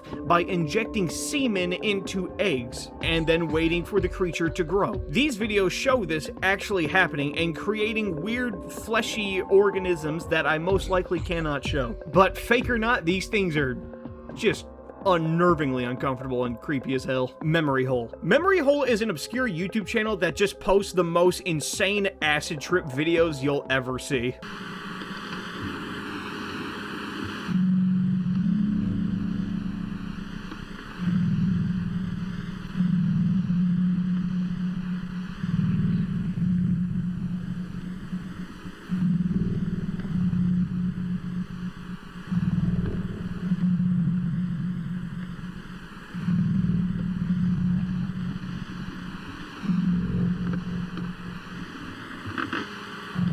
Why you never became a dancer. Okay, lads, this one is super complex and there's a lot of moving parts with this one, so roll with me. I'm gonna do my best to explain this because there's a lot of backstory behind this one. This GIF would be one of the most famous internet GIFs of all time for how obnoxiously creepy and weird it is. What made it worse was the audio that was attached to it. The GIF itself is known as White House, Why You Never Became a Dancer, and the audio is of the song of the same name. Tracy Emin would create an autobiography in 1995 titled Why I Never Became a Dancer, where she recalls her childhood traumas and the issues that resulted in her, you know.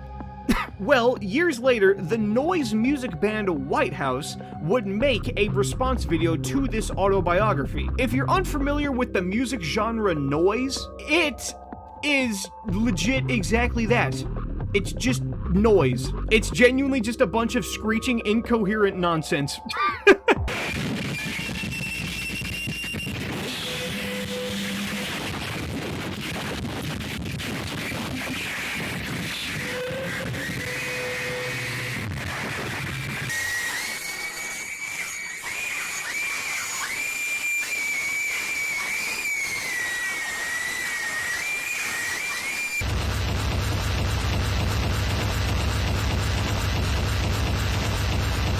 It's just a bunch of screeching, incomprehensible noise, with the lyrics not even rhyming and just screaming that's aimed at Tracy about her autobiography. White House is the band responsible for this, who are famous for making such songs as Wriggle Like a Fucking Eel, A Cunt Like You. Very good people. Well, someone would take this quote-unquote song and put it over this creepy-ass GIF. The haunting as hell visuals, however, is of a real Japanese girl who was murdered by a serial killer. So combining the hilariously bad song over the photo of a murder victim with a moving, distorted face, and you got yourself a creepy YouTube GIF. SpongeBob parodies. This refers to the huge wave of fan-made SpongeBob parodies and videos throughout the early days of YouTube. However, these were just strange and sometimes adult parodies of SpongeBob. Videos like SpongeBob in Saw, SpongeBob robs a bank, SpongeBob in China, SpongeBob hemp pants. These videos are stored in the memories of Gen Z boys growing up, and they are just absolutely magic. What's breathing? The way that you get air to your body and you don't die. What's a die? It's when you die and you're dead and your body parts come off. Creeper in My Apartment. Creeper in My Apartment is an iconic and genuinely terrifying video of a guy who sets up a camera in his apartment to catch his girlfriend eating his food in the middle of the night. But what gets revealed instead is a homeless woman who hides in a storage crawl space in his apartment all day and comes down at night to eat. The uploader claims that the footage is 100% real, but nobody really buys it at all. Even just down to the simple fact that Joe, the creator, did all of this to supposedly confront his girlfriend about eating from the fridge when they live together just doesn't really make sense. As well as the fact that Joe, in real life, is an actor. So decide for yourself what you think on this one. Creepy broken tornado siren in Chicago. Uploaded by Boogeyman on YouTube, this video taken on his balcony of his Chicago home shows the eerie sounds of a tornado siren in his area that's broken. The video is cool as hell. Take a look.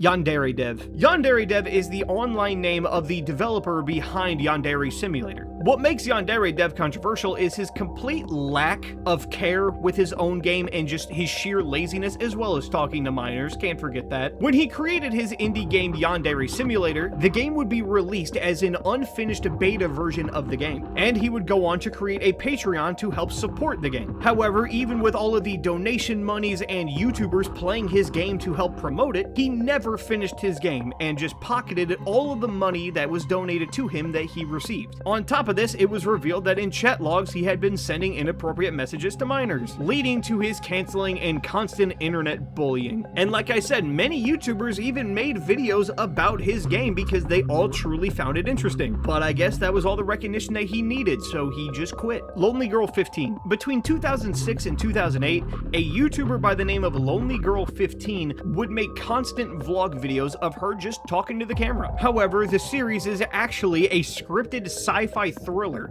that slowly unveils itself as time goes on. The series is about a 16-year-old homeschool girl named Bree, who over the course of the vlogs becomes involved in her parents' blood cult. It's charming. Lonely Girl 15 is hailed as being the pioneer of vlogging, and for a while was the #1 most subscribed YouTube channel, and Bree herself, the character and actor I guess, is considered by some to be the first ever YouTube viral star. The 2011 Sesame Street hack. In October of 2011, the official Sesame Street YouTube channel would have a major hacking breach, where hackers would delete all of the videos on the channel and replace them all with porn, because that's what grown adults decide to do with their day. PBS would later regain access to the channel a few hours later, but the damage had been done. Thalassin. Blue Channel Thalassin is a horror video created by Gooseworks, the same dude who created Digital Circus. Thalassin is a fake pharmaceutical product said to help cure AED, advanced emotional deterioration, by giving people emotions. However, they are also able to get some bizarre and scary new emotions that twist their face into a nightmare. Levitating Girl in the Woods. Levitating Girl in the Woods is a classic viral video. The footage appears to show someone filming in a wooded area before spotting a girl floating or levitating above the ground, while another person watches nearby. There has never been any evidence that either proves or disproves the video's legitimacy, and all that remains is just this one short video. Jinbop. Jinbop was a Minecraft YouTuber who frequently made several appearances in Sky Does Minecraft's videos during his Sky Media era, as well as running his own channel. However, things would take a dark and dramatic turn when it was revealed that he had been in possession of CP, as well as, you guessed it, talking to a minor inappropriately online. Jinbop would actually be fully arrested for this and would serve 5 years in prison before being let out due to good behavior. Hashtag WTFU. WTFU, or Where's the Fair Use, was a YouTube creator movement about copyright claims and fair use. It became popular after creators criticized how easily videos could be claimed or blocked or demonetized even when their work was legally protected, such as commentary, criticisms, or parody. The movement was especially associated with the criticism from creators like Channel Awesome and other reviewers who felt that the copyright system favored large companies over individual singular people YouTubers. This later caused YouTube themselves to establish better copyright rules and regulations. The Brick Video. The Brick Video is one of the most traumatizing videos on the internet. It shows a simple dashcam footage taken in 2012 in Russia where a couple is driving down a long road. But as the couple pass by a large truck, a stray brick flies off of the truck and straight through the windshield, hitting the female passenger directly in the face. The agonizing screams of the husband's reactions can genuinely traumatize anyone who might ever choose to listen to it.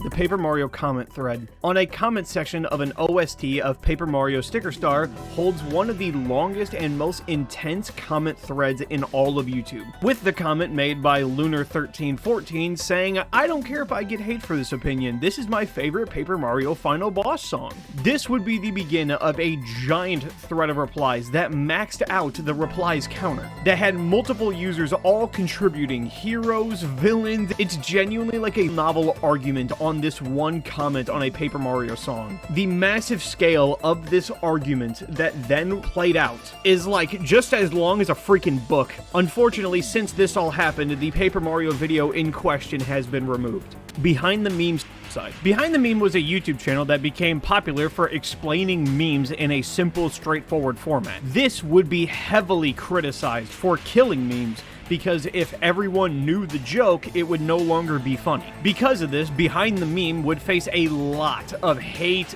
backlash, and controversy, which led to Behind the Meme uploading a weird series of videos that showed him drinking heavily, breaking down, and ultimately himself in the final episode. The YouTube community became alarmed, but it was all simply a ruse, and was simply obviously just a series. But still had a point though, because it was to show how he's been feeling and thinking, due to all of the hate and negativity that he's received. Channel Awesome controversy. Channel Awesome was once one of the biggest names in internet review culture, best known for creators like the Nostalgia Critic and a whole network of movie, games, and pop culture reviewers. However, in 2018, Channel Awesome would become the center of a major controversy when former contributors released a document titled Not So Awesome, which consisted of allegations about poor behind-the-scenes management, bad communications, bullying, harassment, you know, fun shit. To some, this was seen as the death of Channel Awesome. However, the channel still uploads to this day. The Janet Jackson Super Bowl incident. During the 2004 Super Bowl halftime show, when Justin Timberlake and Janet Jackson entered their performance, Justin would pretty obviously deliberately pull off a part of Janet Jackson's costume, revealing and exposing her titty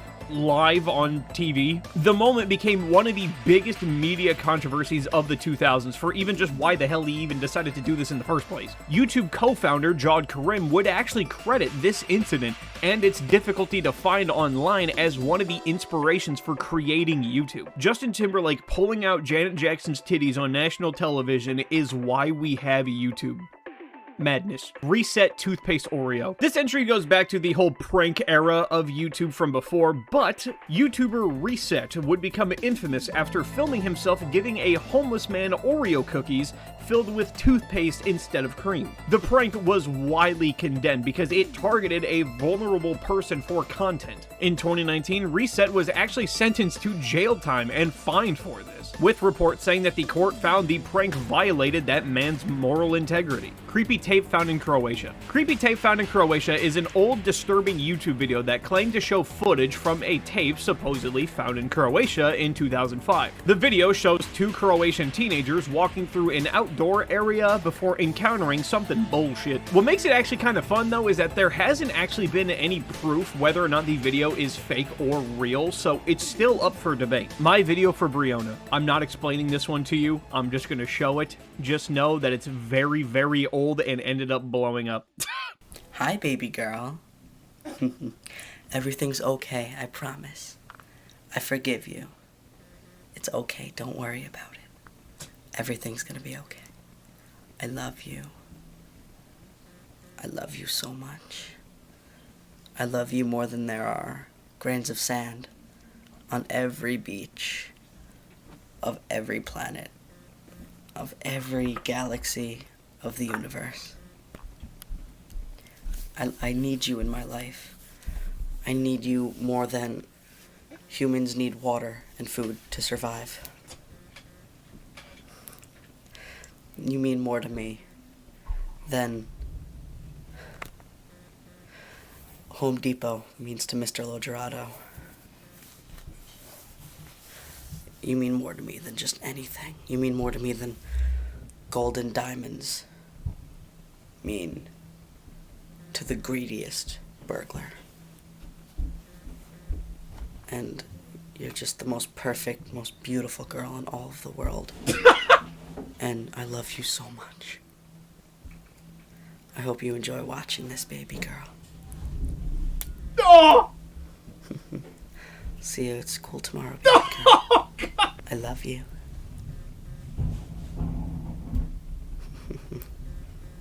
I do. It's true. I love you more than anything else in the world. Bye, baby girl. Stay perfect.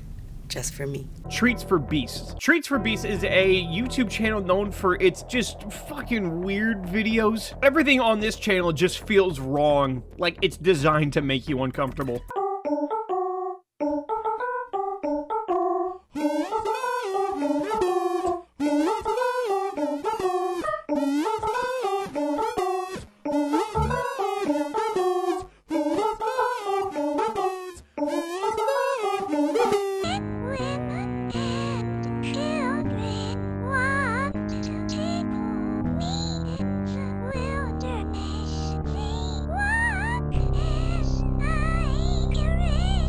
Explanation point question mark. These two characters are the title of a mysterious glitched video uploaded to YouTube. This is also probably one of my favorite topics in this entire iceberg. The video in question shows a simple time trial speed run of Mario Kart Wii on the Rainbow Road track. What makes it interesting is that this video in question is impossible to look up or search, hence why it's glitched. The only way you will ever be able to see this video is to either luck out by having it randomly show up in your recommended, or by using a link to it that somebody outwardly directly gives you. Temple OS. Temple OS was an operating system created almost entirely by one programmer, Terry A. Davis. Davis was a highly skilled programmer who built the system using his own programming language, Holy See, and described the project in religious terms, believing it was connected to God.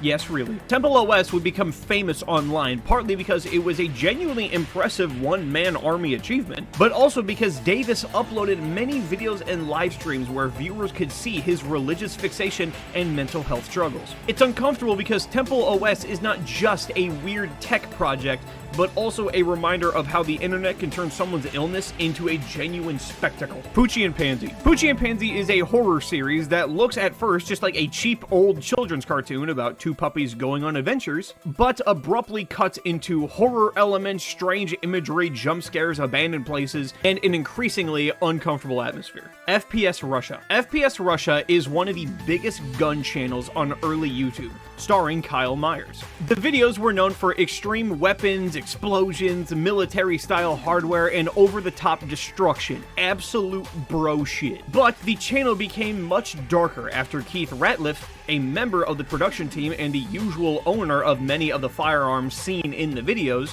was found shot and deceased in 2013. His murder remains one of the biggest mysteries connected to a major YouTube channel. After that, FPS Russia would actually be the one to face the federal investigation and raids relating to the explosives and firearms, and became subject number one. Myers would later serve time in jail for a completely unrelated separate drug charge, but to this day, nobody actually knows who shot Keith. Ash Vlogs. Very similar to Lonely Girl 15 that we discussed earlier, Ash Vlogs is a YouTube ARG that was presented like a normal vlog series from a young woman named Ash in Australia. At first, the videos feel like any ordinary amateur vlogging, but the story slowly shifts into something much darker, involving stalking, hidden clues, missing person cases, and an unknown figure known as I Know Where She Is. What made Ash Vlogs cool as shit was that it blurred the line between normal lifestyle content and horror, making viewers feel like they were watching someone's real life fall apart throughout the uploads, social media posts, and the clues scattered across the internet. While it is all confirmed to be a fake hoax ARG, it's still an extremely interesting puzzle that convinced many it was real. It was also made by Raka Raka, the guy who made this.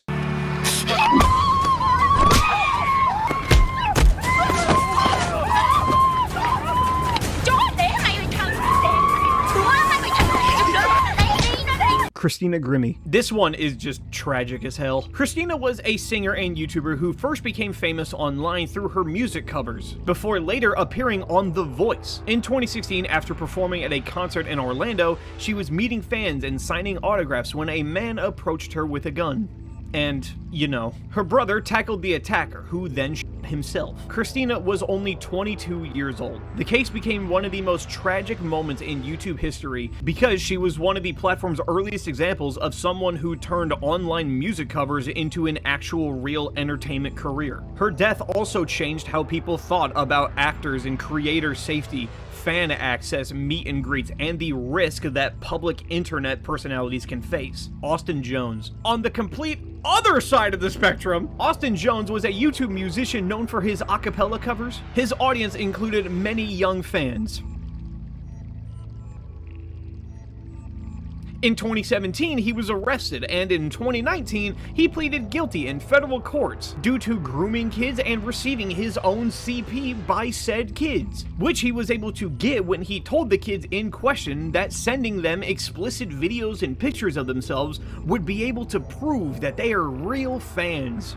Fucking monster. He was sentenced to only 10 years in federal prison and will be released from said prison in 2029. Infinite fractals. This, ladies and gentlemen, is a fractal. It is a closed shape, like, you know, a square, perhaps a circle, but it has an infinite perimeter. This is because no matter how much you zoom into it, it will always loop and repeat. It's a closed shape that's infinite. The reason why it's on this iceberg is because fractals pretty much became its own hypnotic and sometimes soothing subgenre of infinitely looping shape videos on YouTube. It's just some strange ass shit that people find really entertaining.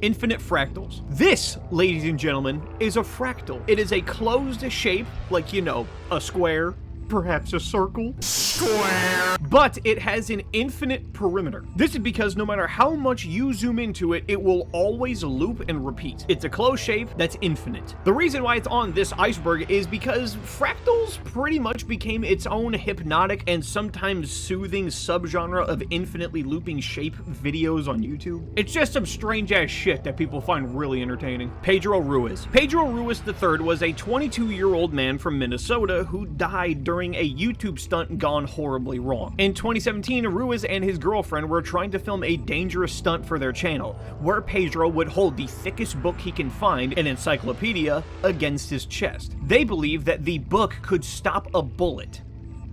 Yeah. What makes it actually so shitty is that when people looked into it, if they were to have used like a really cheap, shitty handgun, it most likely would have actually worked. But the gun that they decided to use was a .50 caliber Desert Eagle, which was strong enough, obviously, to cut straight through the book like butter, immediately hitting Pedro with no hesitation. Pedro's girlfriend, who was also, let me just say for the record, extremely against this entire thing and took months to even convince to participate, was charged for the death and sentenced to second-degree manslaughter. As of today, the girlfriend in question, Mona Lisa Perez, has served her time and is now free. Futuristic Hub. Futuristic Hub is a cringe-as-hell YouTube animation channel that became controversial because of its awful everything. Very obviously look like children's content and consist of animated videos that use familiar children's characters and pop culture figures, but obviously isn't. Unlike, for example, SML, which is essentially a Mario-themed South Park, Futuristic Hub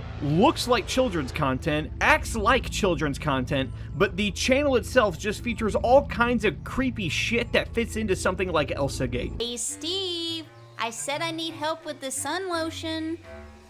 Ugh, what's a girl gotta do to get some decent service around here?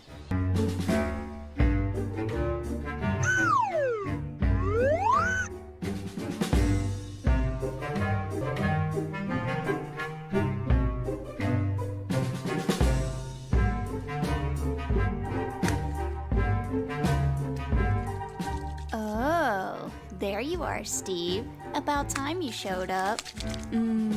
That feels so good. Dora No More. Dora No More is a classic dark parody animation based on Dora the Explorer, clearly. Created by the Stragini brothers. The video is a music video that is just about Dora getting hurt or killed in various ways. I can't play any of the video's audio because it is a song, but does anyone else get like a really creepy, sort of like hypnotic vibe from the audio in the narration? Is that just me? Just that the way the narrator sounds is so uncanny to me, I don't know why. Can someone watch it and tell me? Look at the Clown. Look at the Clown, a child therapy program, is a strange YouTube video framed around exposure therapy and is meant to be a tool for children who are afraid of clowns. It starts off with simple clown images but slowly gets darker as it goes. The entire thing is formatted around the idea of it helping kids with clown phobias, but if anything, just creates it. The following is an experimental video therapy program for my son Ronald Yoder Jr. He is afraid of clowns. He will watch my program 4 times daily until he is no longer afraid of clowns. Look at the clown.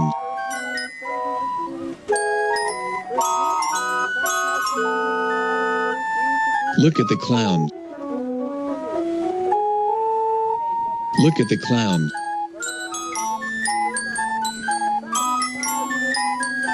Look at the clown. Look at the clown.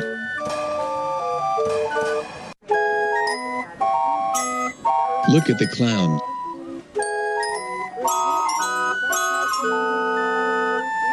Andy Wilson 92. You ever take Fent?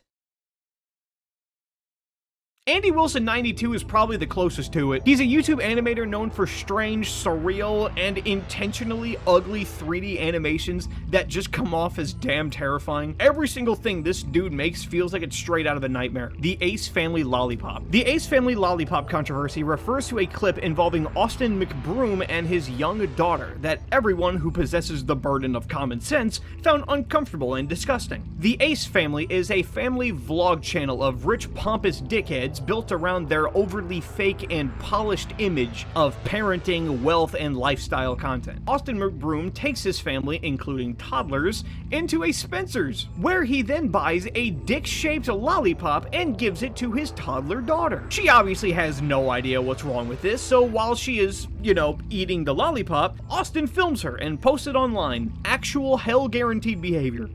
Are you really making me buy this lollipop right now? You really want it? Yeah. Oh, God. It's gonna be 7. Please, bro, put that in a bag right now. Keep that in the bag forever. Do not show that to anybody, okay? Okay. That's your little secret. Guys, I'm in so much trouble. But she said she was gonna steal it if I didn't buy it, so better me buy it. Thanks for buying it.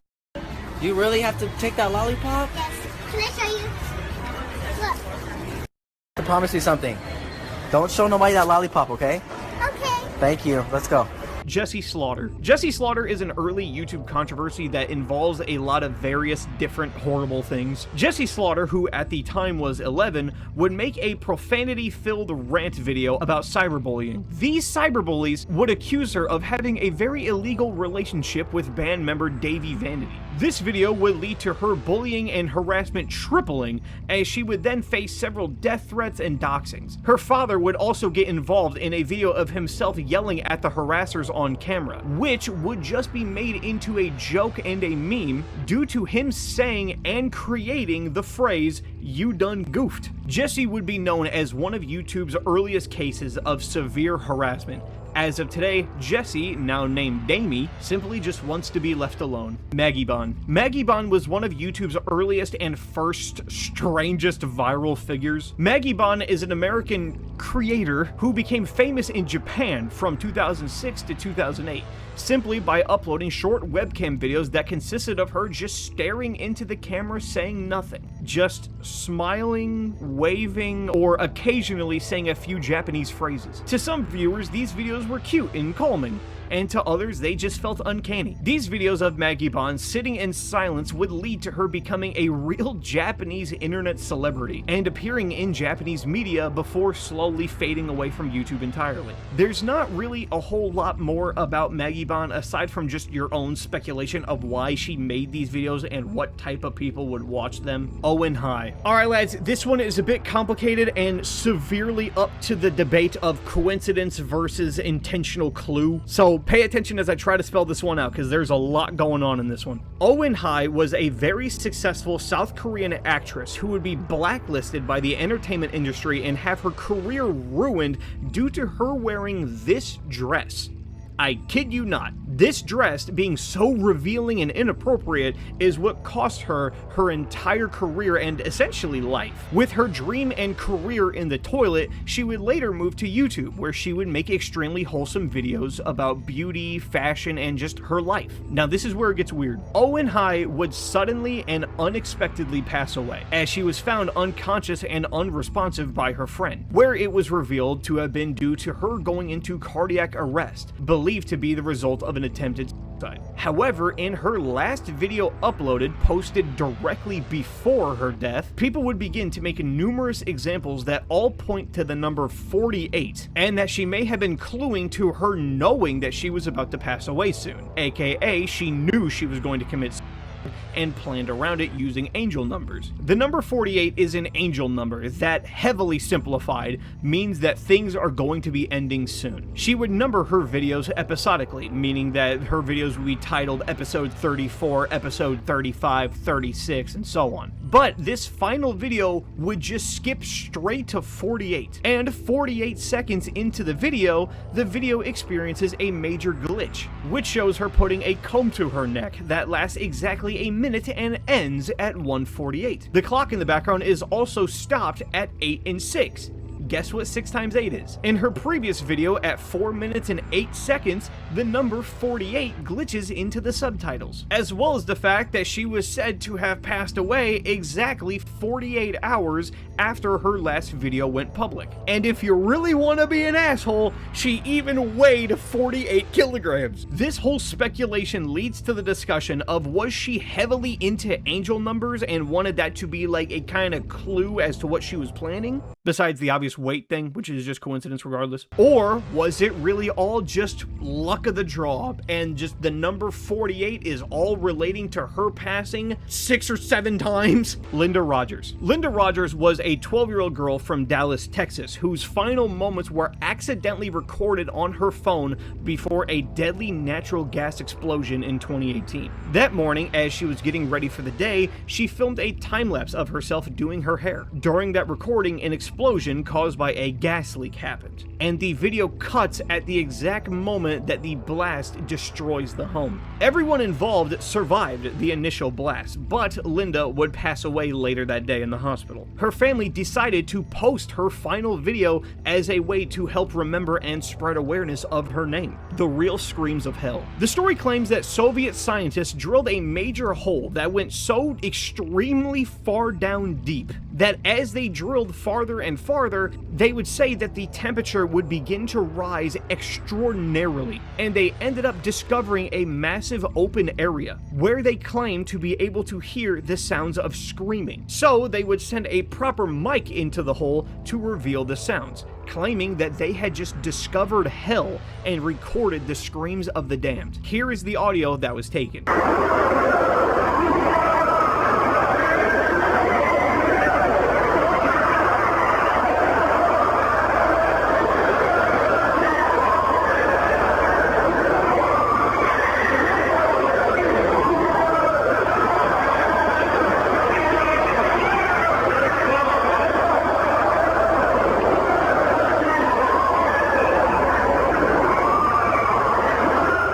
While being damn horrifying, in reality, it later was proven to be a big elaborate hoax, and the screams in question were all taken from various pieces of media and put into this video for this hoax. Marina Joyce. Marina Joyce is not really an obscure topic of YouTube lore, but I felt it wrong to put her up next to, like, Numa. Marina Joyce was a British beauty and fashion YouTuber who became the center of one of YouTube's biggest conspiracy panics in 2016. Viewers noticed that she seemed unusually nervous or different in some of her uploads, especially in a pink dress video, and the hashtag #SaveMarinaJoyce quickly spread across the internet. Fans began analyzing everything from bruises on her arms, whispers in the videos, her eye contact, hand movements, background noises, and even the way she invited people to a meetup. The theories range from drug use or an abusive relationship all the way down to the claims that she had been kidnapped and forced to make these videos. Police would actually eventually check on her and see if she was safe, and Marina herself denied ever being held against her will at all. But the story did not fully disappear, especially because afterwards she was then reported missing in 2019 but was later found safe. Marina Joyce is just a mysterious oddity. New DPRK. New DPRK is a YouTube channel that shows North Korean life as this happy, joy-filled, and amazing place to be, where citizens are thriving a great life and economy. Which, if you know anything about anything, is the literal opposite of how North Korea actually is. This is intentional, as the channel was actually created by the North Korean government as a way to spread propaganda that everything you hear about North Korea being bad is a lie. Look how great it looks. We have stores. Wow. Man in the suitcase. Okay, so this one is pretty brutal, so stay with me because this is the last entry on the layer 4 before we just start getting into the absolute demented stuff. So if you can't handle this, good luck with layer 5. The man in the suitcase refers to a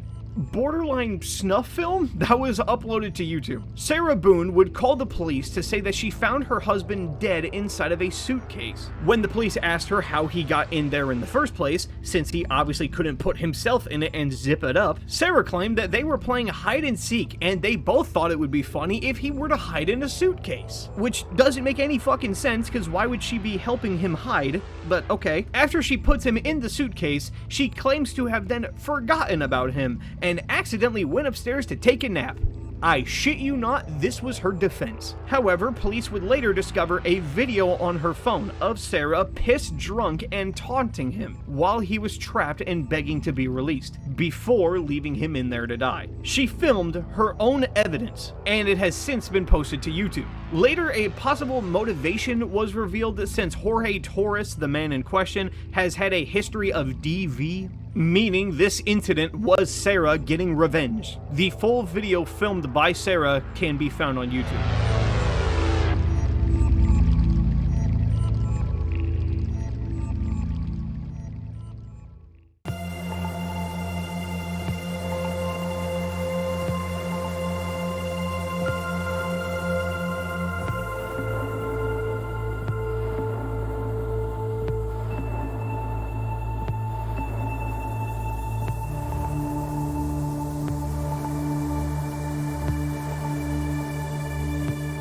The Silva Gunner Puzzle Room Incident. Silva Gunner is a YouTube channel that uploads music OSTs of video games, primarily Nintendo games. However, one of these uploads would contain a horrifying secret. The Puzzle Room soundtrack from the game Kirby Planet Robobot would, for some unknown reason, contain a horrifying jump scare. The jump scare in question was of a Harlequin baby. If you don't know, because there's no way in hell that I could show it, or would you want to see it, it's a skin condition that turns people's skin into extremely cracked and just an overall deformed state. Pictures of this are brutal, and this simple Kirby OST video contained a picture of it on a baby. Footage of a man who spends 41 hours trapped in an elevator. This is exactly that. Footage of a man who spends 41 hours trapped in an elevator.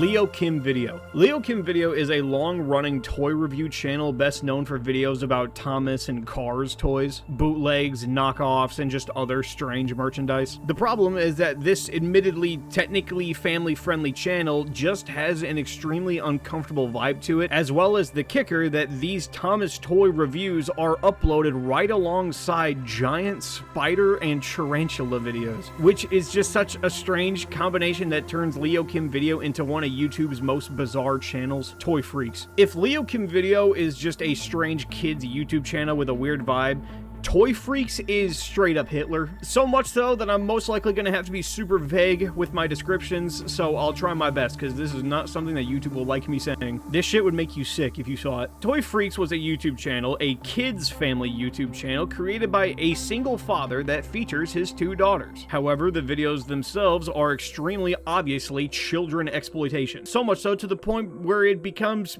PDF file-esque. The father in question, who refers to himself as, I shit you not, Freaky Daddy, would often wear a binky in his mouth during videos and encourage his daughters to act like literal infants for the content of the videos that he would simply refer to as comedy sketches. However, these videos would also include a running series known as Annabelle Freaks Out, a series where Freaky Daddy would intentionally scare and humiliate his daughter Annabelle with gross animals or spiders, forcing her to endure these scary things that he could then film her awful reaction to it and upload it online as a form of content. YouTube would later terminate and delete this channel for pretty obvious reasons. The Bitterroot footage. The Bitterroot footage is a story online about a college student by the name of Chad Logan who found a strange wooden box when shopping for furniture on Craigslist. When he opened the wooden box, he discovered 4 strange photos, 3 of which involved a hooded figure while the other one appeared to be a body bag sitting under a table, along with an 8mm reel of film. Intrigued by this, who wouldn't, Chad would get his hands on a projector that can display 8mm videos and watch it. Out of the 12 minutes worth of film reel,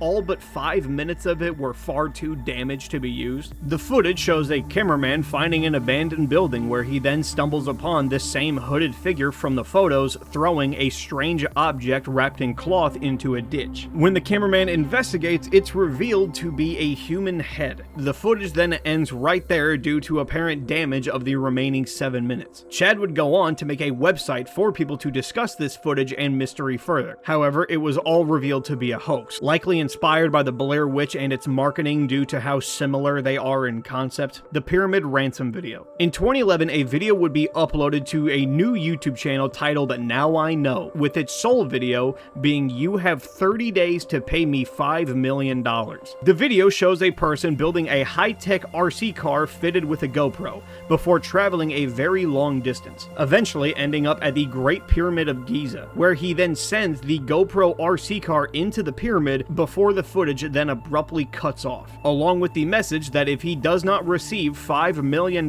within 30 days, he will reveal the rest of the footage. However, it also wasn't even mentioned who he was talking to or who this ransom was even targeted at. So in 30 days, when obviously nothing happened, he would actually reveal the rest of the footage, which was only like 3 seconds longer. As the RC car goes deeper, the footage begins to glitch out heavily, before quickly revealing some sort of light source with what looks like to be a human-shaped thing next to it. And that was it. That was what the footage that the creator asked for that ransom money for. And that's where it all ends. No news or updates ever since have ever occurred, leading this to be assumed to be just an obvious hoax, but still is a huge YouTube mystery. Robert Heltman. Robert Heltman is a channel on YouTube that features a body bag named Daisy and her wacky adventures. This is very obviously made by a deranged man who created this fake body bag thing and just pretty much treats it like an abused pet, feeding it, tucking it in, stabbing the hell out of it, you know, like a roommate. This Daisy series is most definitely also a hoax, or most likely just some creepy art project, but once again, nobody really knows. Satan Sphinx. Satan Sphinx is an urban legend lost video that supposedly made the rounds on YouTube. The story claims that Satan Sphinx is an intentionally disturbing and subliminal video that was created to torture and manipulate CIA prisoners. This image was said to be a screenshot from the infamous Satan Sphinx video. However, the whole ordeal was revealed to all just be complete bullshit, as the image in question was actually an album cover for the band Hellhorse. 911 Call May 3rd, 2011. 911 Call May 3rd, 2011 is a short series of videos on YouTube that feature the uploader filming a strange, motionless man standing outside his house, just staring at his window. He informs the police of this man, but the police never show. The man shows up over multiple days before disappearing altogether, never to be seen again. Sagaigus. Sagaigus is a video that is now 15 years old. Uploaded in 2010, Sagaigus is a strange and extremely obscure video that shows footage of a cat followed by 3 minutes straight of just walking through the woods with the most ethereal and strange music behind it you can imagine. Pretty much no information is known on this video at all. Chabonk182. Chabonk182 is a channel on YouTube that only has just above 1,000 subscribers and only 3 uploaded videos. These include a news segment of an Iraq or a Yemen broadcast. I don't know, I can't really tell which flag that is. The most pixelated video in existence of people in the woods, and also this. A video that appears to show a dog in a cage with a human head. There is no information on this channel, and all we have are these 3 videos, all of which were uploaded 15 years ago. The Daily Capper. This is one of the darkest entries on this entire list, at least of all of the real things that we've discussed so far, but the Daily Capper was essentially a channel made by online predators for online predators, where they would discuss things like their favorite cam whores or their favorite blackmailers. Essentially, it was a big community of online child predators that would all gloat and celebrate as to how many people they have successfully gotten to send them nudes and have successfully blackmailed. It's insane shit. The visuals of the Daily Capper is actually stolen from an HBO show called Crashbox, from a segment called Distraction News, which they lifted right off that show and put their own little evil spin on it. The Daily Capper is literally the most surefire way of ensuring your place in hell, and everyone involved has a bright future to look forward to. Leather Smoke Me. This is an absolute dystopian channel, but Leather Smoke Me was a creator on YouTube who created videos of him smoking as many cigarettes as humanly possible, sometimes in extremely creative or depraved ways. This guy was intentionally consuming as many cigarettes as he possibly could. The content became almost fetishy in nature because everyone knew how dangerous this was, including him. Yet he would continue to make these videos, and his comment section would still encourage him to continue. The guy legitimately films his own health downfall until his content would be the exact cause of his death. RRR.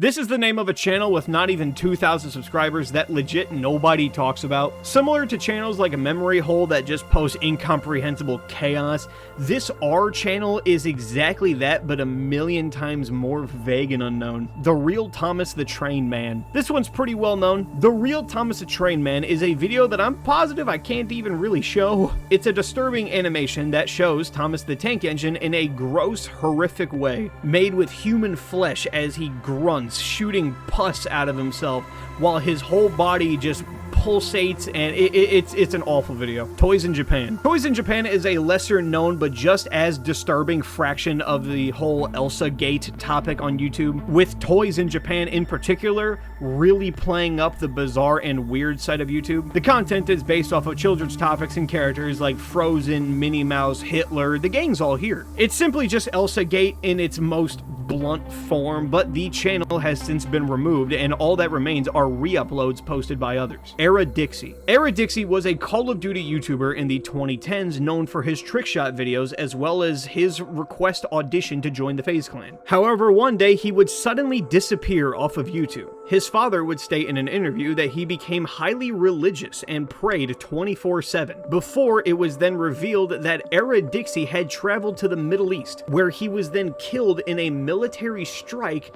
fighting for ISIS. This Call of Duty YouTuber abandoned his channel and went to go work for ISIS. Found Footage Super 8 Reel. Found Footage Super 8 Reel is a series on YouTube very similar to the Bitterroot footage that we discussed earlier. The story claims that a large box of film projector reels was found at an estate sale. The reels in question contained highly creepy and disturbing mysterious videos.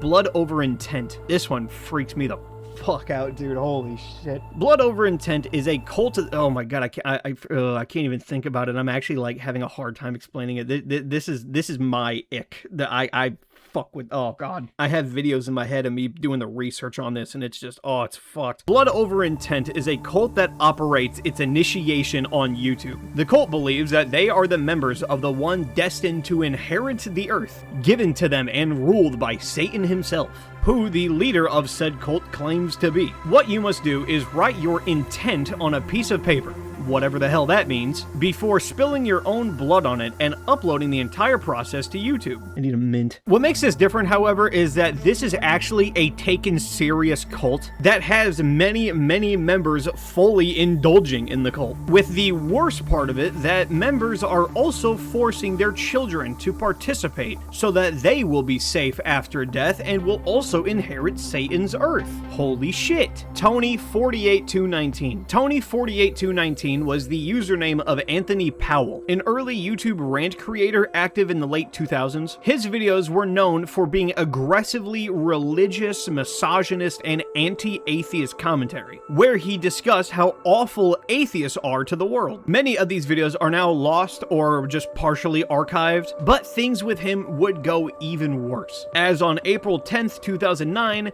Tony would kill Asia McGowan, a fellow online creator before his own life. This case is remembered as one of the earliest examples of YouTube hostility becoming tied to a real-life tragedy. Do What? The music video Only You by the band Portishead would be home to one of YouTube's most unexplainable oddities. A commenter on the video known as Do What. Do What would post many very out of context and sometimes even disturbing comments on the music video, almost all of which having nothing to do with the music video itself. But what makes Do What stand out is that there are literally hundreds and hundreds of comments all on this video posted by Do What, and to this day, nobody knows why. People have believed that this is just the work of a troll, but the idea of an internet troll posting several comments a day for literal years just to confuse people doesn't really add up. The other theory is that Do What is trying to act mysterious and create their own ARG,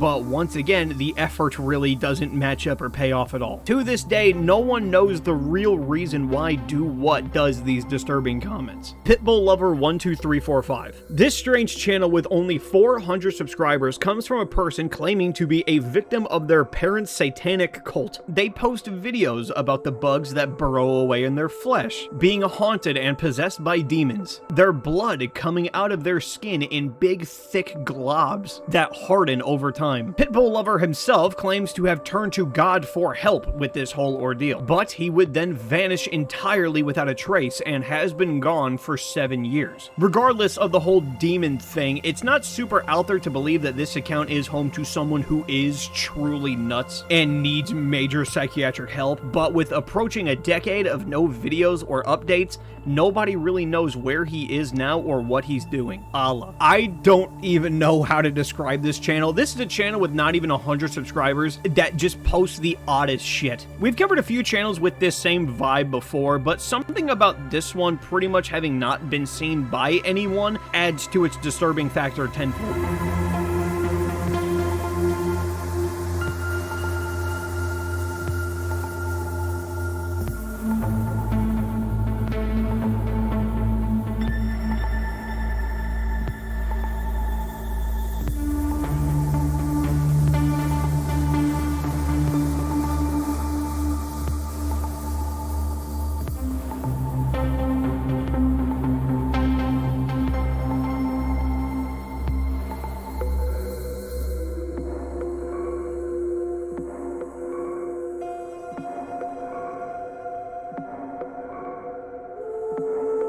I'm currently editing the video right now, and I just clocked the fact that it has 372 views, but 2,000 dislikes. What does that mean? CC Lemon. This is another small, horror, disturbing channel that was created in the late 2000s. The channel is about a Japanese girl who wears a, anime doll mask and just stares at the camera and says nothing while beautiful or eerie music plays in the background. And that's it. There's pretty much no information on this channel itself, and since the last upload was made 15 years ago, there most likely won't be any updates or information. Hypnotize.avi.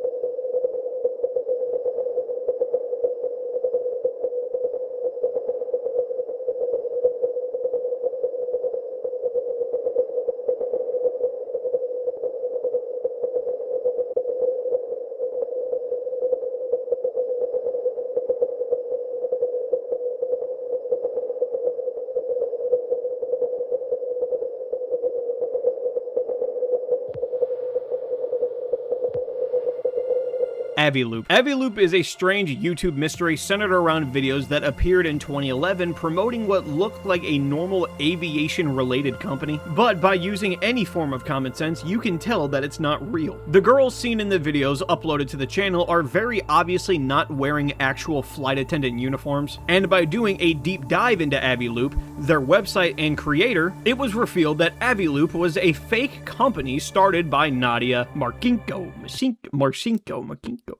personal pilot and associate to Jeffrey Epstein. Aviloop is a channel on YouTube that is solely just a cover for their real business being in sex trafficking. Nick Crowley made a big video deep diving into Aviloop, so if you want a better explanation than what I could ever give in this video, go check that out. It's way deeper than I'm describing it as. Displace. This is another extremely brutal one that might ruin your entire day. Displace is the name of a channel owned by Mark Williams, an inspiring YouTuber who created parkour videos as well as exploring abandoned buildings and locations. Mark would film these videos with his little brother, who would make less and less appearances. Mark did not like filming alone, and he wanted to have a co-star to join him in his videos. That was when a commenter on his channel, a man by the name of Lewis, reached out to Mark, saying that they lived in the same city and would love to join. Mark accepted, and the two of them filmed several videos together that went great. However, one day on their way to their next video shoot,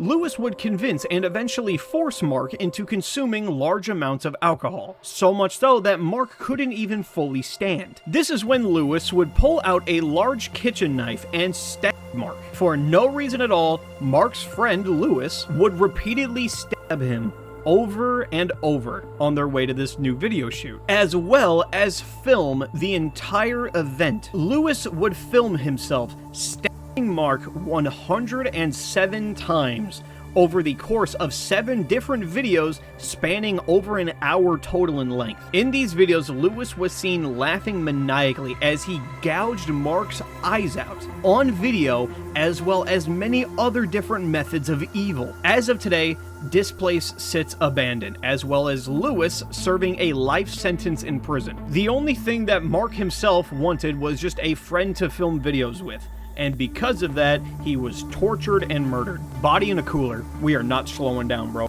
A bunch of teenagers are goofing off in the woods when they discover a cooler, heavily taped and emanating a god-awful smell. The boys dare each other to open it, and when they eventually do, they still can't really make out what it is they're actually looking at, and make the comparison that it's dead fish. However, they start to piece together the potential severity of the situation as they then call the police, where it was revealed that the cooler was actually filled with water and a neglected infant, the London Jogger. The London Jogger is a CCTV video taken from a security camera from a vehicle, probably a bus. As the vehicle is moving down a bridge in London, we see a jogger who randomly and without reason pushes a random stranger into traffic before continuing his jog like normal. The entire thing makes no sense as to why he would do this, mainly because he's seen passing other people. He deliberately chooses this one random woman. And the worst part about the entire thing is that the London Jogger was never identified. Angel of Death. The Angel of Death is a video of a soccer match where one of the players sustains an injury during the game as he is kicked square in the head. This injury triggers a seizure, where the player then performs the most disturbing and scary physical movements of all time. He bends and contorts his body in ways that look like he's possessed. He walks backwards and just flails around in the most inhuman, unnatural way possible. The video is horrifying to watch,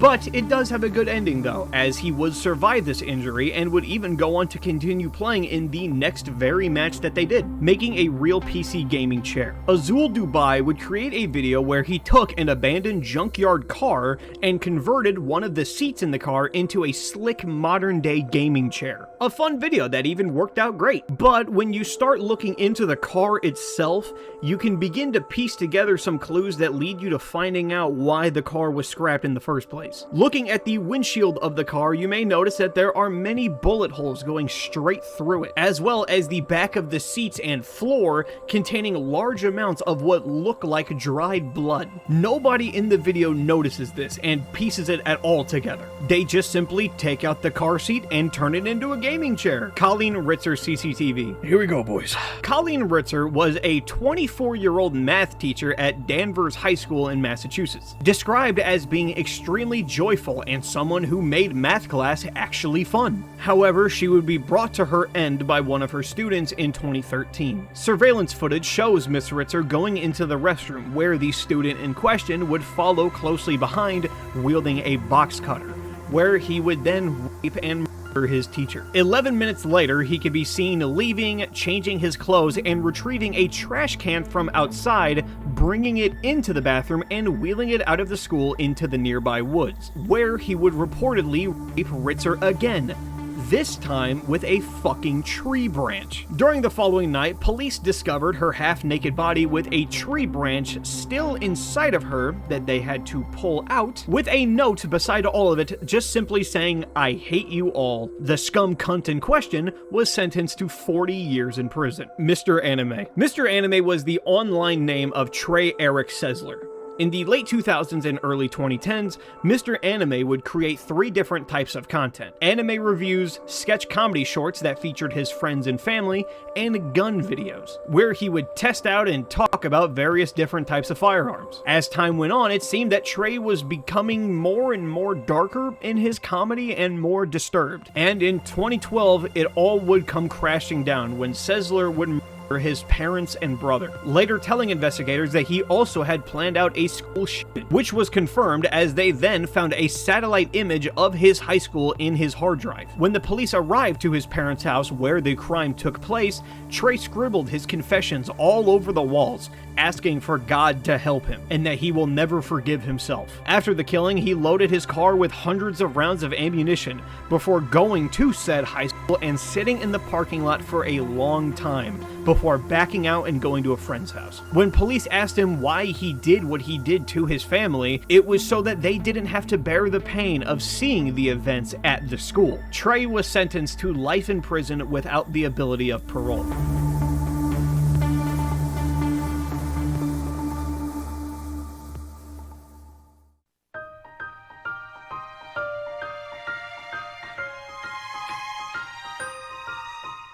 Lads, so that was the YouTube Iceberg. I'm gonna play some footage of some cute animals for the rest of this video, and I would also just like to apologize for subjecting you to that. But regardless, I do hope you all have enjoyed the video. It took me a lot of time to create. This is the most crunch I've ever had doing one of my Iceberg videos. If you're interested, I have more Iceberg videos on my channel, as well as a brand new Iceberg video coming out in just a couple weeks. Thank you all for watching, and take care, and give someone a hug.